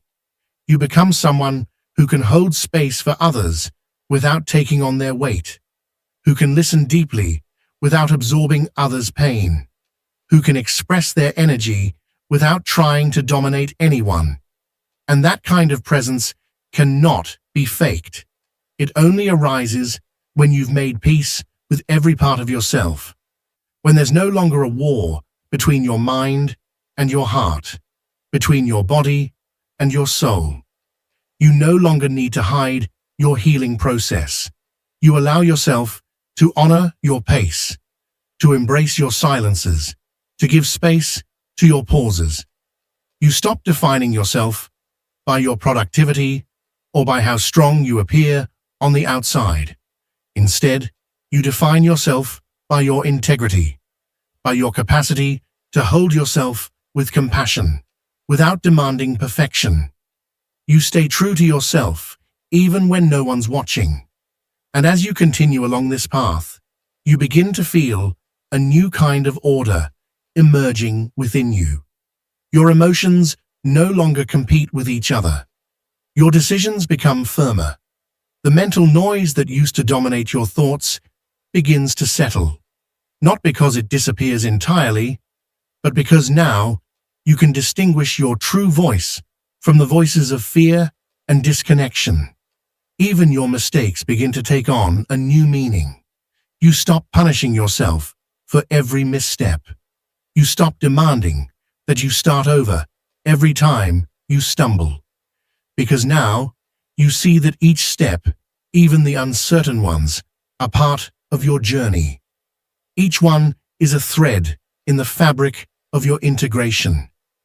You begin to understand yourself more clearly. And in that understanding, you stop breaking apart every time life pushes you into unfamiliar territory. From this deep self-awareness, your strength becomes grounded. You don't need to shout it or prove it. It's there. It's within you. You wear it like a second skin. And in a world that often worships appearances, this kind of authenticity becomes a sacred form of resistance. When you act from that center, you no longer lose yourself so easily. You recognize yourself even in the chaos. You know how to return to yourself without having to rebuild from scratch, because no part of you has been left behind. Every part has been called home. And in that homecoming, your soul finally finds the stability it has been seeking all along. Another powerful sign of inner transformation is when the way you connect with others begins to reflect the harmony you've cultivated within yourself. You no longer seek relationships from a place of lack, but from a place of awareness. What you once chased externally, validation, love, wholeness, you now recognize as something that already exists within you. And from that quiet sense of fullness, you choose more clearly. You no longer form bonds to fill emotional voids, but to share the richness you've cultivated inside.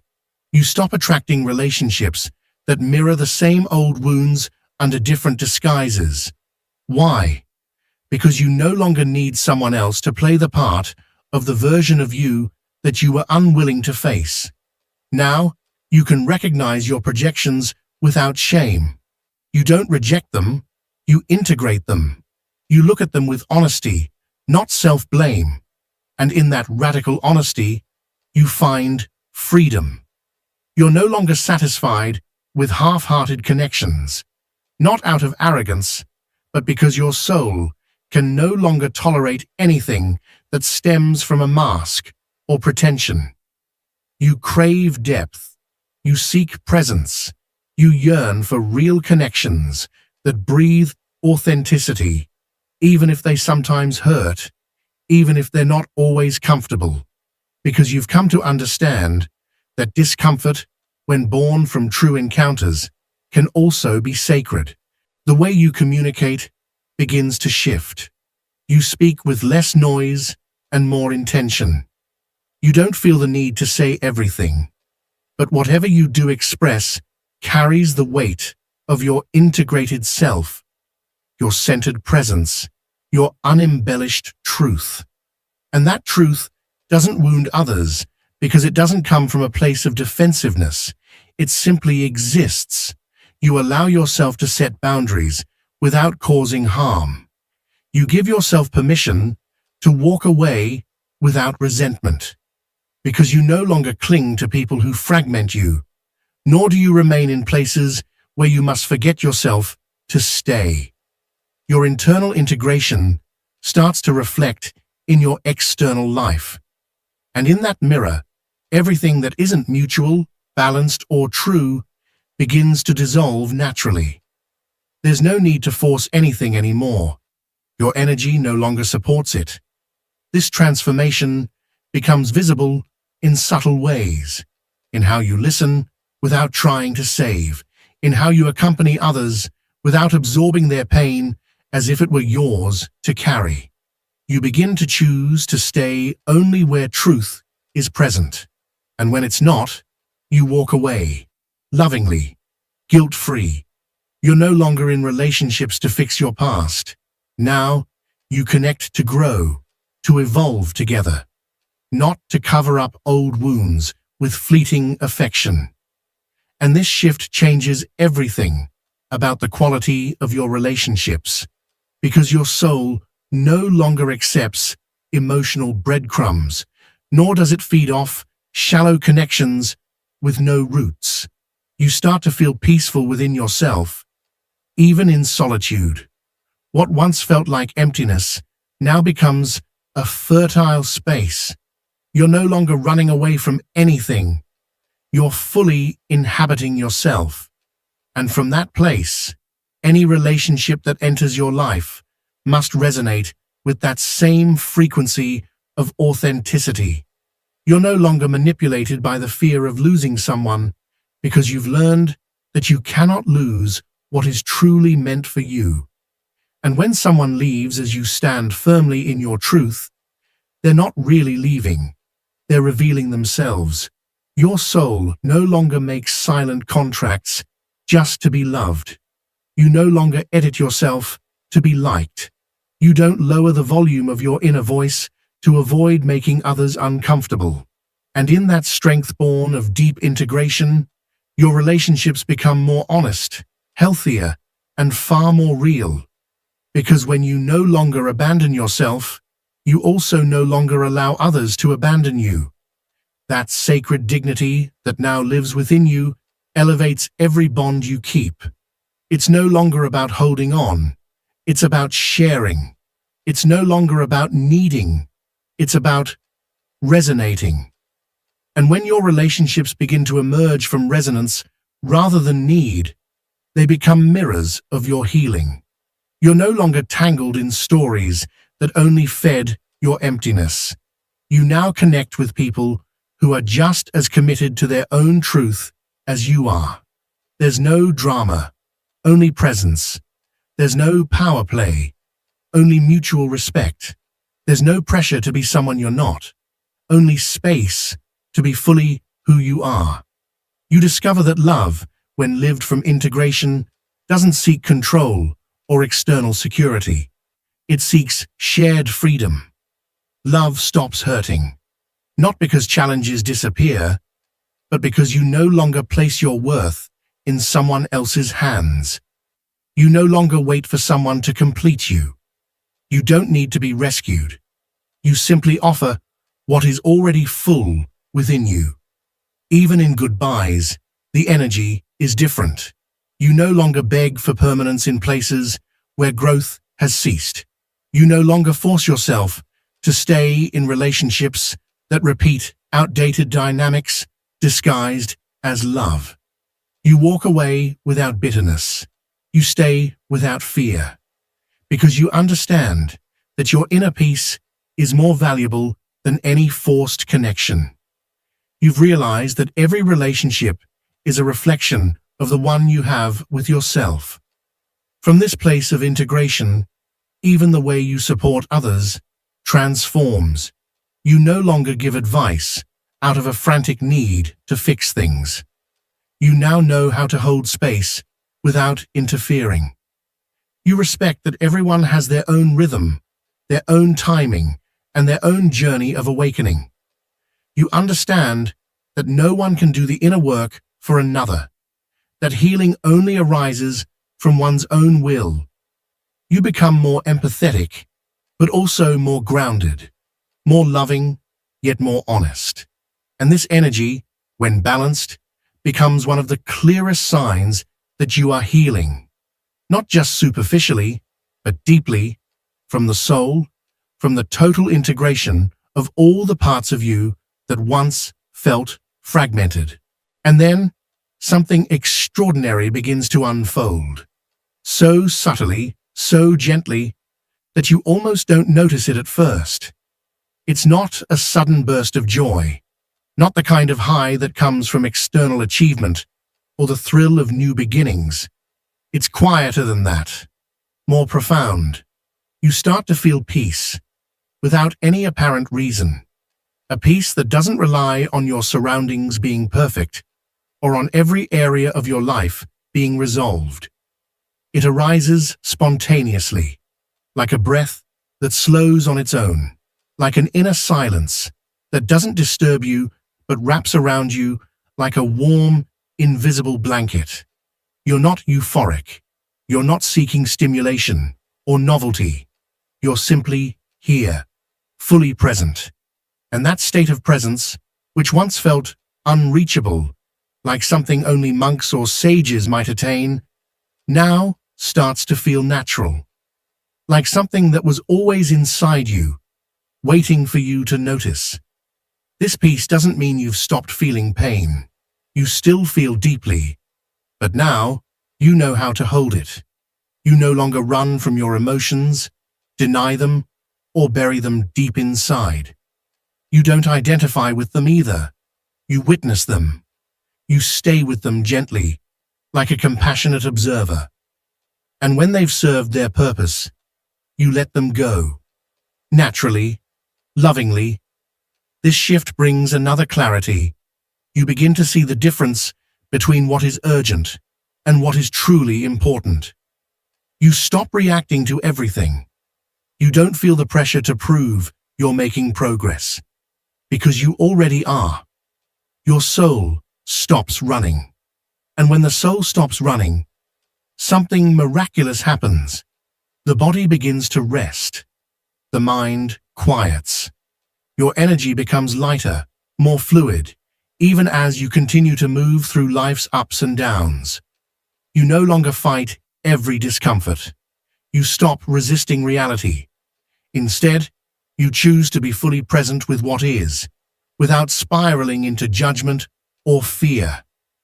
And then, the world starts to notice. Not because you've made an announcement, not because you've tried to convince anyone, but because your presence has changed. The way you speak, the way you look at people, the way you move, it all carries a different frequency now. You no longer feel the need to explain your healing. You no longer seek validation. What you transmit is felt deeply. And what is felt from a place of peace doesn't require proof. It simply is. In that silent recognition, you realize something even more powerful. Peace isn't the end of the path. It's the new way you walk it. You stop needing the world to align perfectly for you to feel okay. Your balance comes from within now. It is no longer fragile because it isn't built on outside conditions. It doesn't vanish with change because it's not just an emotion. It's a state of the soul that has stopped fragmenting itself.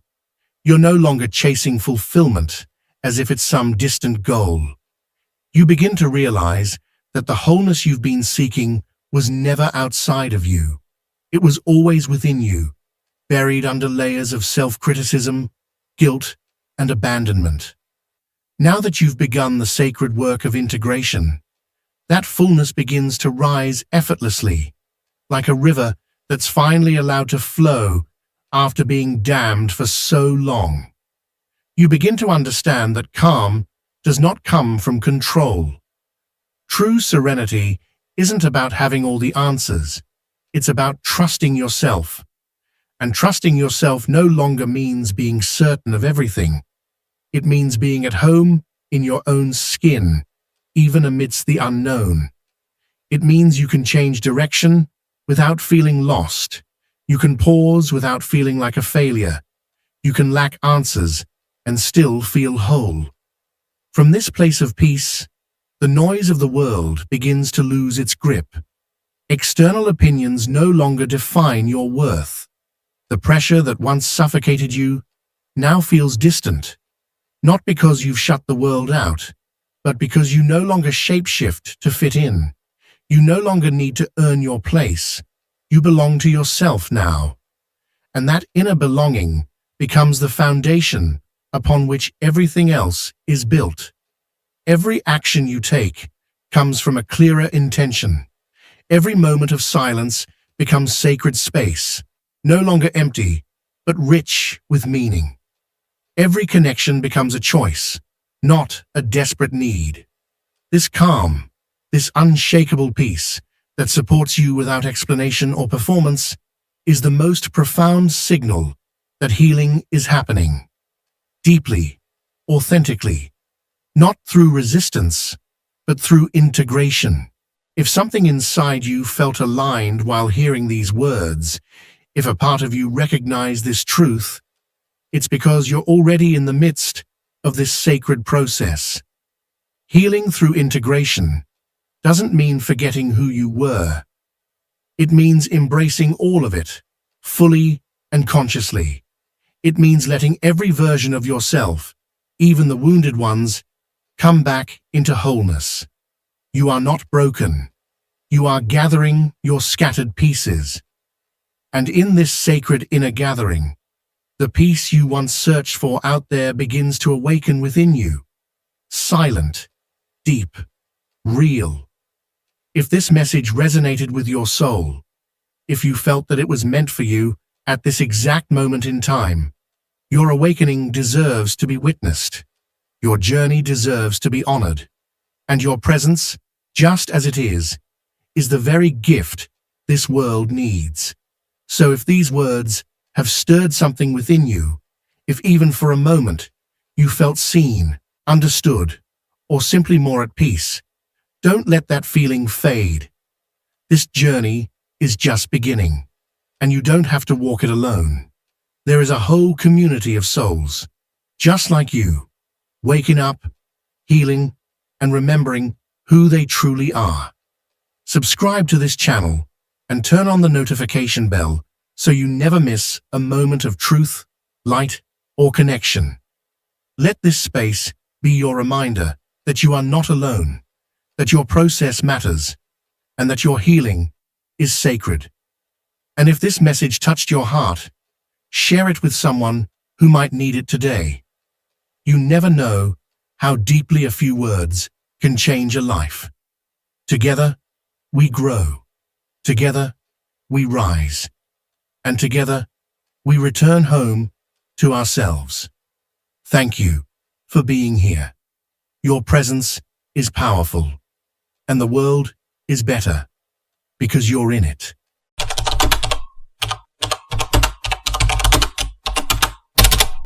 What you're about to hear is no coincidence. Something beyond your logic brought you here.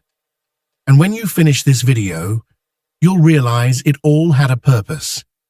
There are stories that don't begin with you, but somehow they end in you. Wounds you never lived through, yet you carry them.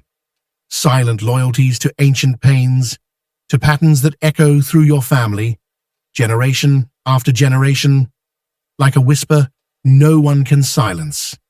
Then, one day, you arrive, and without fully understanding why, you begin to feel a deep urge inside you, a calling to break that cycle, not to reject your origin, but to honor it in a new way, through healing.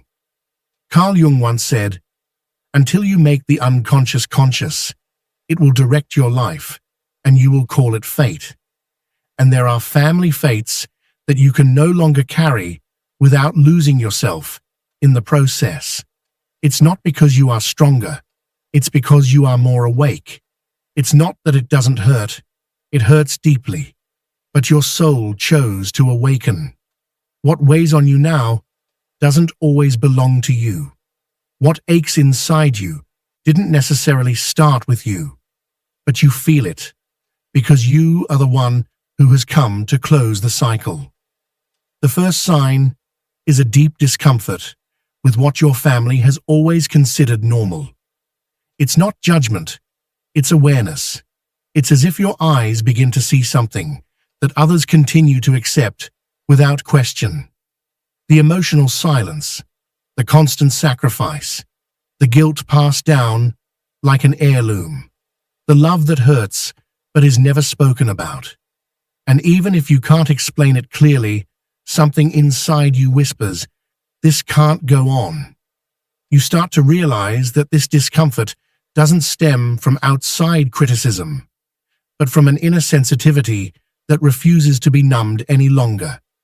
You've tried to adapt. You've stayed quiet. You've repeated certain gestures, phrases, behaviors, just to keep the peace.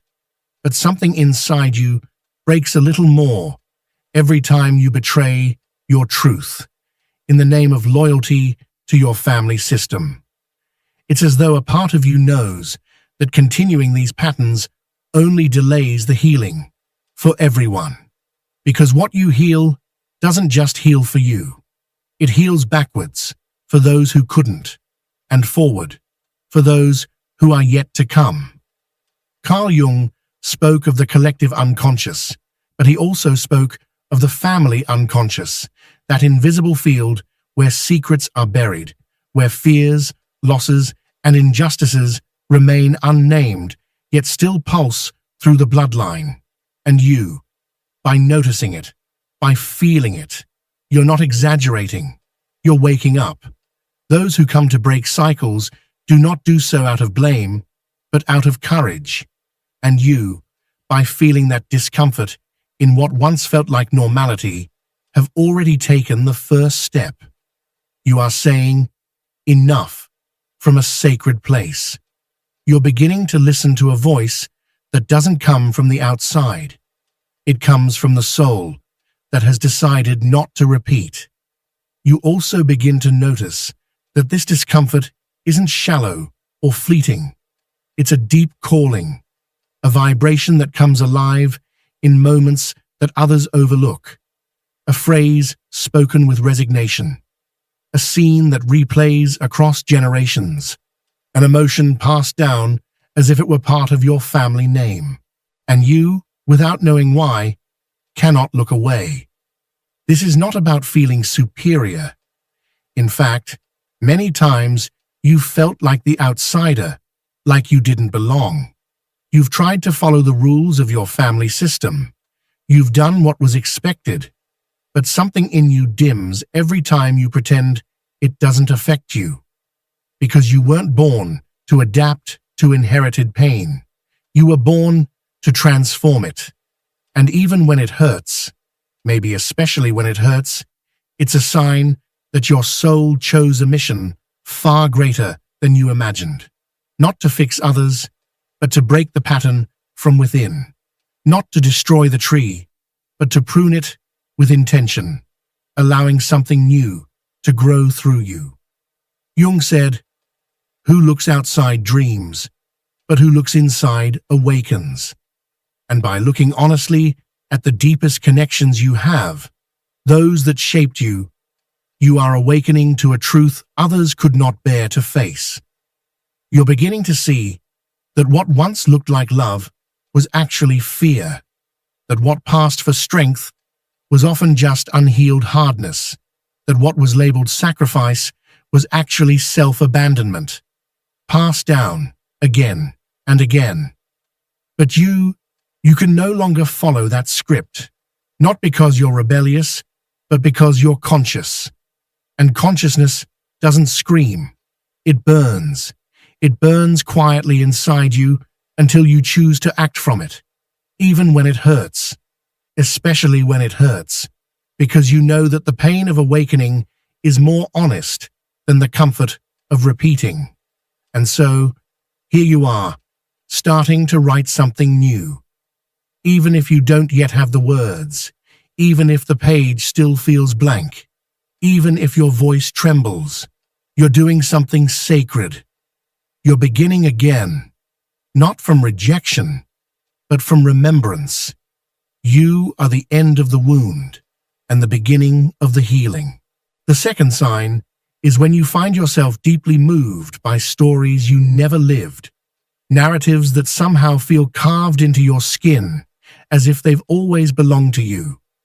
Someone mentions a long-ago loss, a distant absence, a quiet surrender, and suddenly a wave of emotion rises within you. You can't explain where it comes from, but it feels ancient, as if your soul recognizes a pain that wasn't yours to begin with, yet you carry it as though it were. Carl Jung understood that the psyche doesn't have the sharp boundaries we imagine. It stretches beyond the self and intertwines with something much older, much deeper. When you feel what no one else has spoken, you are touching the echo of an ancestral wound that you were born to heal.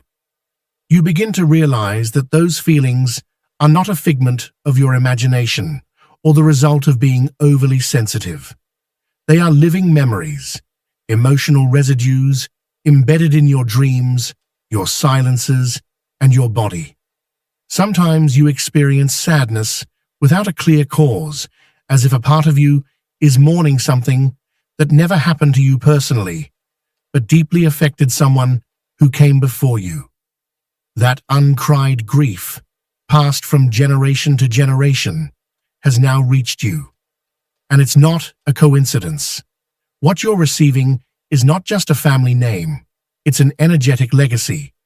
You didn't inherit only features or traditions or the stories people are willing to tell. You also inherited the silence, the unresolved sorrow, the emotional exile, and your soul, more awake and more present than perhaps it's ever been, has begun to make space for those suppressed truths to be expressed and finally transformed. Sometimes it's in a phrase you hear or a childhood memory that unexpectedly surfaces. There's a sting in your chest, not nostalgia, but recognition. Your body becomes a bridge between what was denied and what can now be liberated. And even if others don't understand why you're so affected, even if they think you're overreacting, deep down, you know the truth. You know you're not feeling only your own emotions. You're feeling for all those who weren't allowed to feel. Jung described the soul as a field where all the parts that have been rejected, individually and collectively, seek to express themselves. You are that part of the family system that can no longer look away.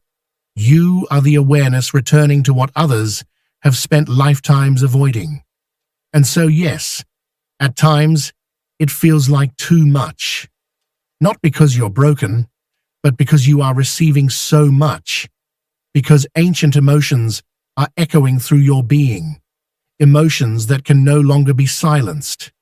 And even though it hurts, there is something in you that refuses to shut down. Because you know that this pain is the doorway to a truth that must be spoken at last. With your sensitivity, you are cleansing what no one else could put into words. And you begin to notice that this connection to what you didn't live is not merely emotional, it's vibrational.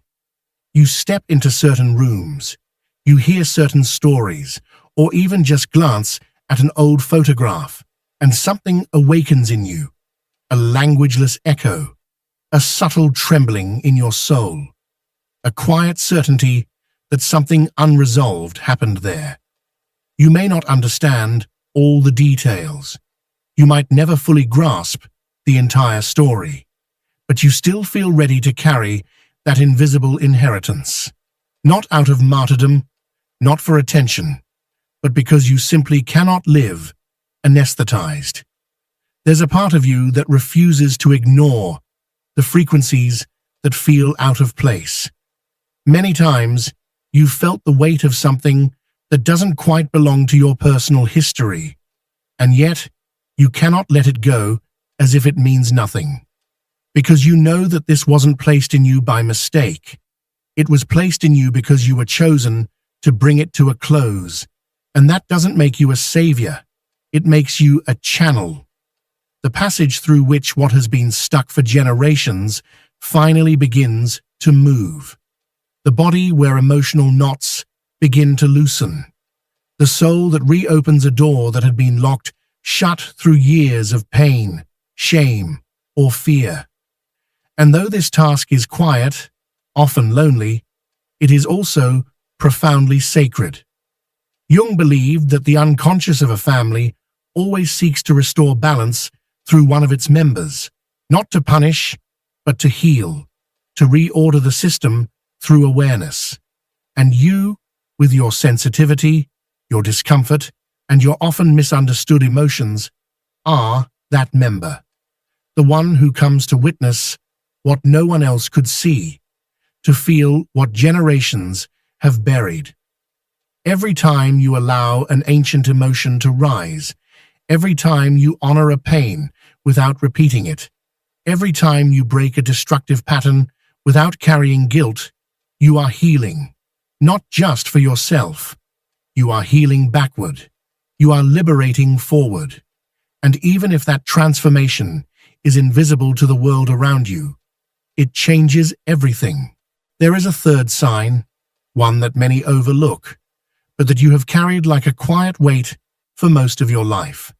It's the subtle, often painful realization that you have always been the different one in your family, the one whose thoughts don't quite align, the one whose presence, even when unintentional, stirs discomfort, the one who sees what others have normalized and dares to ask, why? You've never fully felt like you belonged, not because you were disconnected, but because you were attuned to a different frequency of awareness. You operate from a higher state of consciousness, one that your family system has yet to understand, let alone support. It's not a matter of superiority, but of alignment. Carl Jung spoke about this. He understood that the individual who brings light to the family tree is often met with rejection from the very roots they are trying to heal. And yet, by staying true to your inner truth, even when it alienates you, you are honoring something far greater than mere approval. You are honoring your purpose. You also know deep within you that this feeling of not fitting in is not recent. It has been there for as long as you can remember. Since childhood, you've noticed the difference. You felt more deeply, sensed more intensely, and reacted to life in ways that others didn't understand. What was trivial to them was monumental to you. What they accepted without question, you could never digest without inquiry. And somewhere along the way, you were made to feel like that sensitivity was a flaw, like your depth was a burden, like your intensity was a problem to be fixed. You were told you were too much, too sensitive, too emotional, too complicated, and for a long time, you believed them. So you tried to conform. You trimmed parts of yourself. You molded your edges. You practiced the art of silence and suppression, all in the name of belonging. But each time you did, something inside you dimmed. Something sacred was silenced. Because that difference, the very thing you were trying to hide, wasn't a mistake. It was your signal.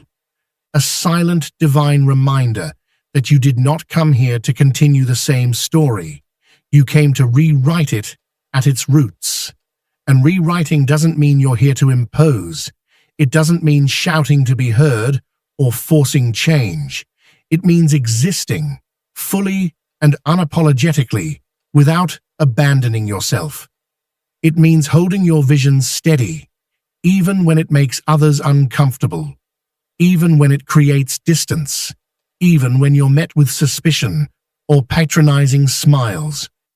Because what you carry isn't just a different perspective, it's a new frequency altogether, a vibration that challenges, without trying, everything that generations before you were taught to ignore or suppress.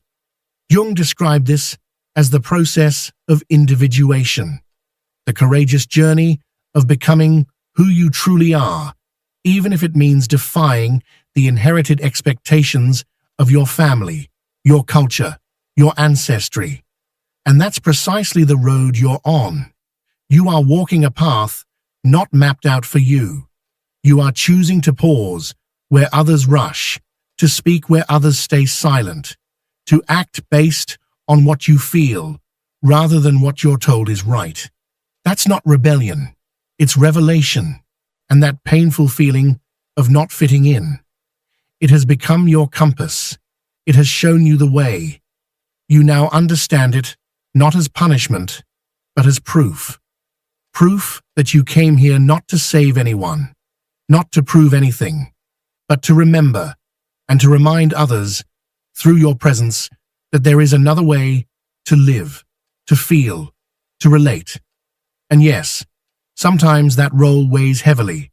Sometimes it isolates you, but you no longer view it as a curse. You see it as a calling, because someone had to interrupt the cycle. Someone had to pause the narrative that was looping endlessly, and that someone is you. You've probably also noticed that the more authentic you become, the more clearly you see the dissonance around you. There are moments when simply being in the room shifts the energy. Certain conversations become strained, as if your presence alone holds up a mirror no one asked for. You're not trying to change anyone, you're just being yourself. But your vibration has changed, and it cannot be masked. You don't have to say a word. Your energy speaks for you, and it's not always welcomed with open arms. Sometimes it manifests as subtle exclusion, as unexplained distance, as awkward silences that hang heavy in the air. Not because you're wrong, but because you're bringing light to places that have been kept in shadow for generations. And light, as beautiful as it is, can be deeply unsettling at first. It disrupts, it reveals, and not everyone is ready for that. But you are no longer willing to dim your light just to make others comfortable.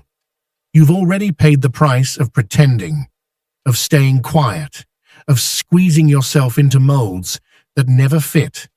And now, you've decided your soul will not bear that cost anymore. Because the price of belonging at the expense of yourself is far too steep. And you learned this not through theory, but through experience, through emptiness that couldn't be filled, through inner fractures, through those nights when everything seemed fine on the outside, but something within you screamed. Jung said, healing begins the moment one chooses to carry their own destiny instead of living out the collective script. That is exactly what you're doing. You've stopped living just to keep the peace. You've started living to stay true to your essence, because you now understand that this inner fidelity doesn't only liberate you, it liberates every soul who will walk the path after you. Not fitting in no longer wounds you, it affirms you. It tells you that your path is not one of repetition, but of creation. Your energy is not here to fit the mold. It's here to gently dissolve it, not through destruction, but through love. not through noise, but through the silent coherence of someone who can no longer pretend to be what they are not. You are no longer hiding. You are no longer apologizing. You are simply being. And in doing so, you are transforming the world, one truth at a time. The fourth sign is when you're deeply moved by the realization that your decisions affect not only your life, but also those who came before you and those who will come after.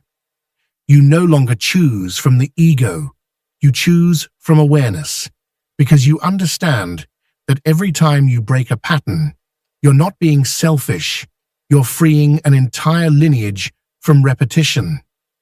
Carl Jung believed that individual healing is actually collective healing, and by acting from your truth, you're writing a new future for your bloodline. You've also started to feel both the weight and the honor of that responsibility, because your choices aren't just about personal comfort anymore. You're making them knowing that each conscious step untangles old knots, that every boundary you set with love marks a limit that has never existed before, that when you choose silence over shouting, truth over the mask, the soul over the role, you're opening sacred space that never existed, and even when it's hard, you do it anyway. Even if no one notices, you keep going. Because you're not doing it for applause, you do it because it feels meaningful. Something ancient within you, older than this life, knows you came to close a cycle. Not from rejection, but from elevation. Not to punish those who came before, but to free what they couldn't release when they had the chance. Carl Jung said, "One of the most powerful ways to heal the past is to live authentically in the present." And you've begun to embody that truth. You're no longer driven by the fear of breaking tradition. You're moved by the vision of what can be created when tradition is transformed with awareness. You sense that each bond, each decision, each deep conversation you dare to have isn't just personal growth. It's part of a collective memory being rewritten through you. Because change doesn't always come through grand gestures. Sometimes it comes as a firm no, as an unflinching gaze, as a presence that no longer pretends. And within that small gesture, you're making history. Not because you're perfect, but because you are present. Not because you have it all figured out, but because you've stopped running. And by not running, you're holding space that was once filled with fear, silence, or cycles. That space is now filled with your awareness. You've also noticed that every time you choose differently, something realigns inside you, and also within your family's story. It's not just a personal feeling.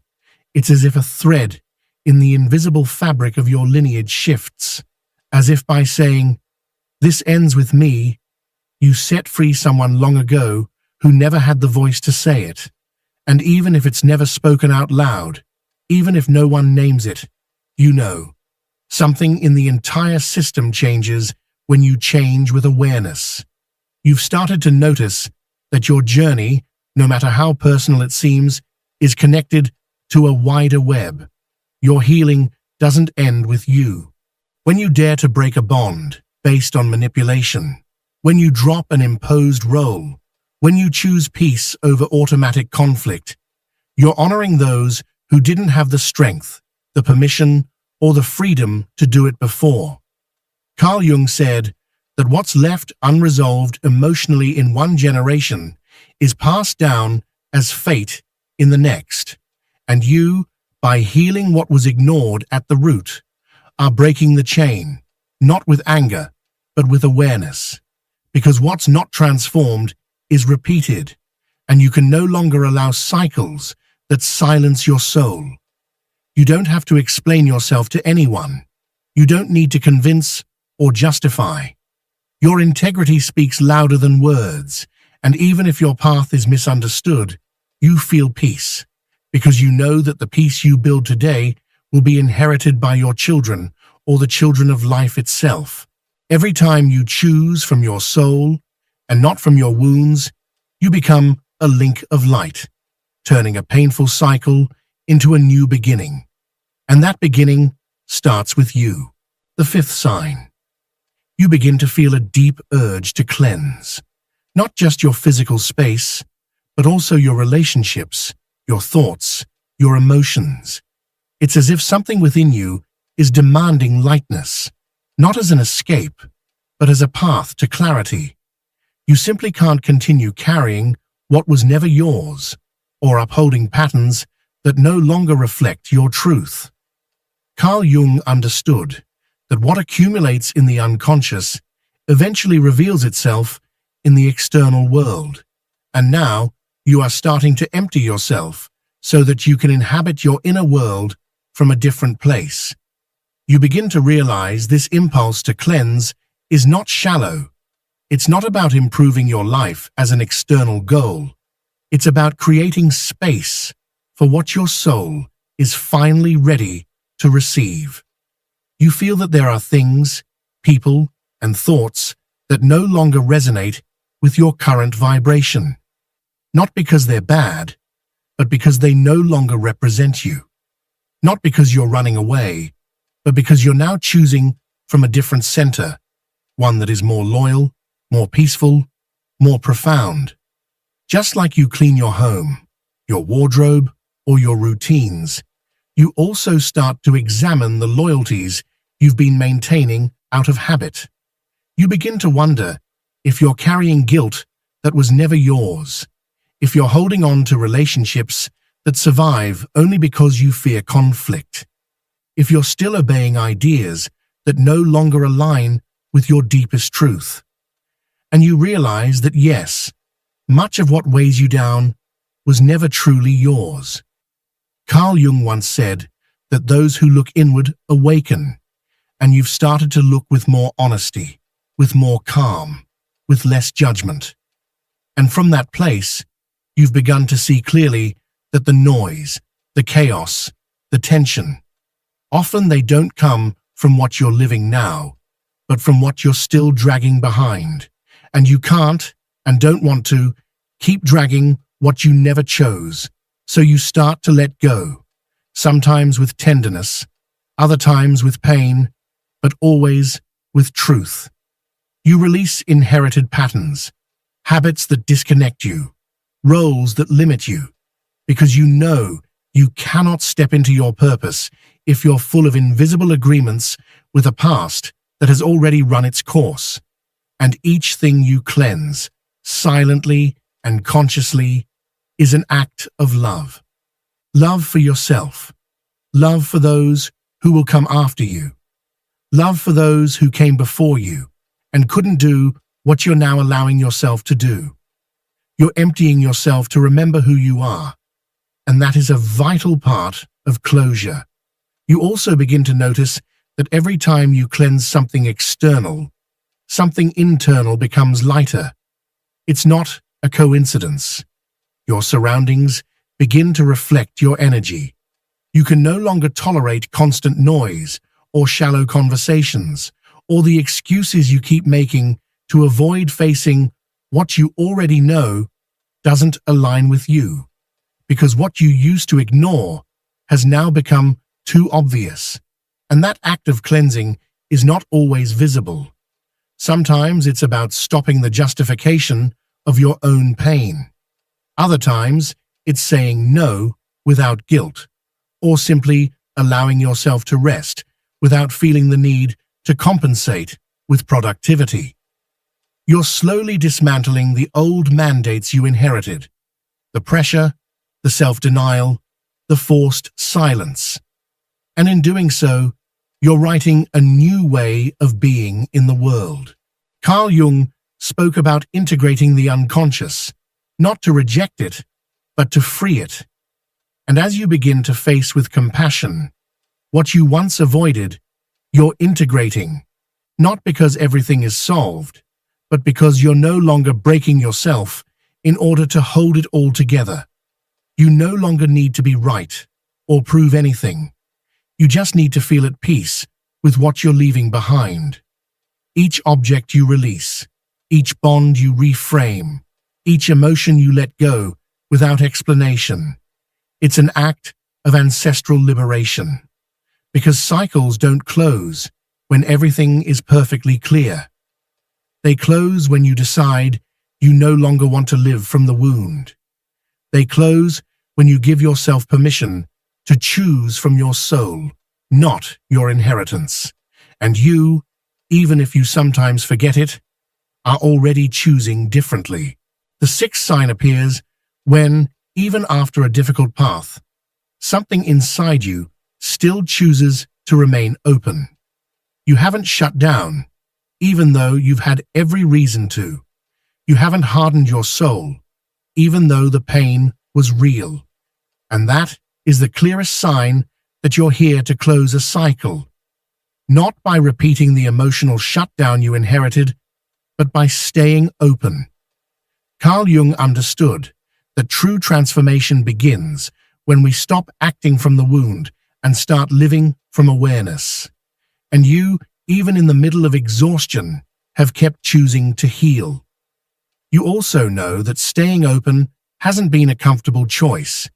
It's been a brave one, because closing off would have been easier, and it would have made sense. After so many disappointments, after so many broken bonds, after giving more than you received over and over again, it would have been natural to build a shield. But you didn't. You chose to keep feeling, to keep trusting, to keep healing. And while that sometimes hurts more, it also makes you free, because your soul didn't come here to replay the script of hardening in order to survive. It came to rewrite life from a different place, from conscious openness, from vulnerability turned into strength, from the wound transformed into a bridge. You came to close a cycle, yes, but not through emotional shutdown, through sacred closure. Jung used to say, what doesn't get transformed gets repeated. And you chose to transform, not with words, but with silent acts, choosing a different word in the middle of conflict, upholding your self-love when no one else validates it, walking away without resentment, looking back without bitterness. All of that, even if unseen, even if unnamed, is active healing. It is embodied evolution. Every time you choose to stay open, even while afraid, you are breaking the pattern. You're freeing those who had to shut down in order to survive. You're showing your lineage, without saying a word, that there's another way to walk through life. That love doesn't have to hurt. That relationships don't have to be born out of emptiness. That it is possible to live without repeating what destroys. And now, that possibility lives in you. Because you chose the hardest path, yes, but also the brightest one. The path of the soul that doesn't shut down, even when trembling. The path of the heart that, even scarred, keeps beating with presence. You've also begun to sense that your openness is no longer naivety, it's mastery. Because now, you don't open yourself to be accepted. You open because you've learned that closing your heart doesn't protect you. It just separates you from your truth. You've crossed the threshold where sensitivity stops being weakness and becomes a path. A path you now walk by choice, knowing that staying available from the soul heals something in the world. Your ability to keep loving, even when misunderstood, even when judged, even when hurt, is an ancestral force. It is the part of your lineage that came to end the cycle of constant defense, of hardness as a shield, of silence as the only response. And that is revolution. A revolution that doesn't need noise, just presence. Carl Jung understood that true transformation doesn't happen by avoiding pain, but by walking through it without losing yourself. And you've done that. You've felt deeply without giving up. You've cried, without dimming your light. You've been alone, but never disconnected from who you really are. That space, that choice, is where the cycle came to its end. Not because it burned out, but because you chose another way.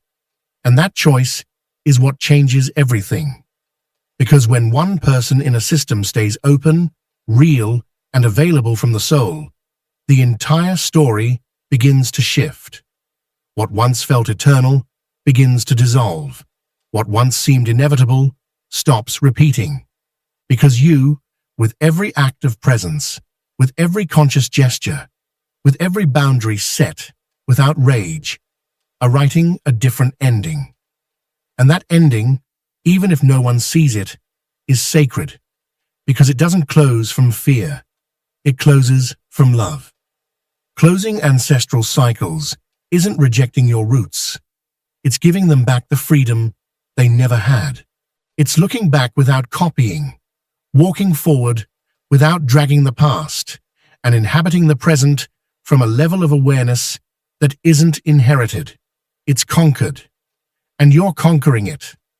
Carl Jung believed that the soul awakens when someone dares to be different, not out of rebellion, but out of truth. And that truth is now alive within you. Because even if it wasn't a mental decision, your soul said, "This ends with me." And that doesn't separate you from your lineage. It honors it. Because you're not closing this cycle to break away. You're closing it to free, to make room for something fairer, healthier, and more real.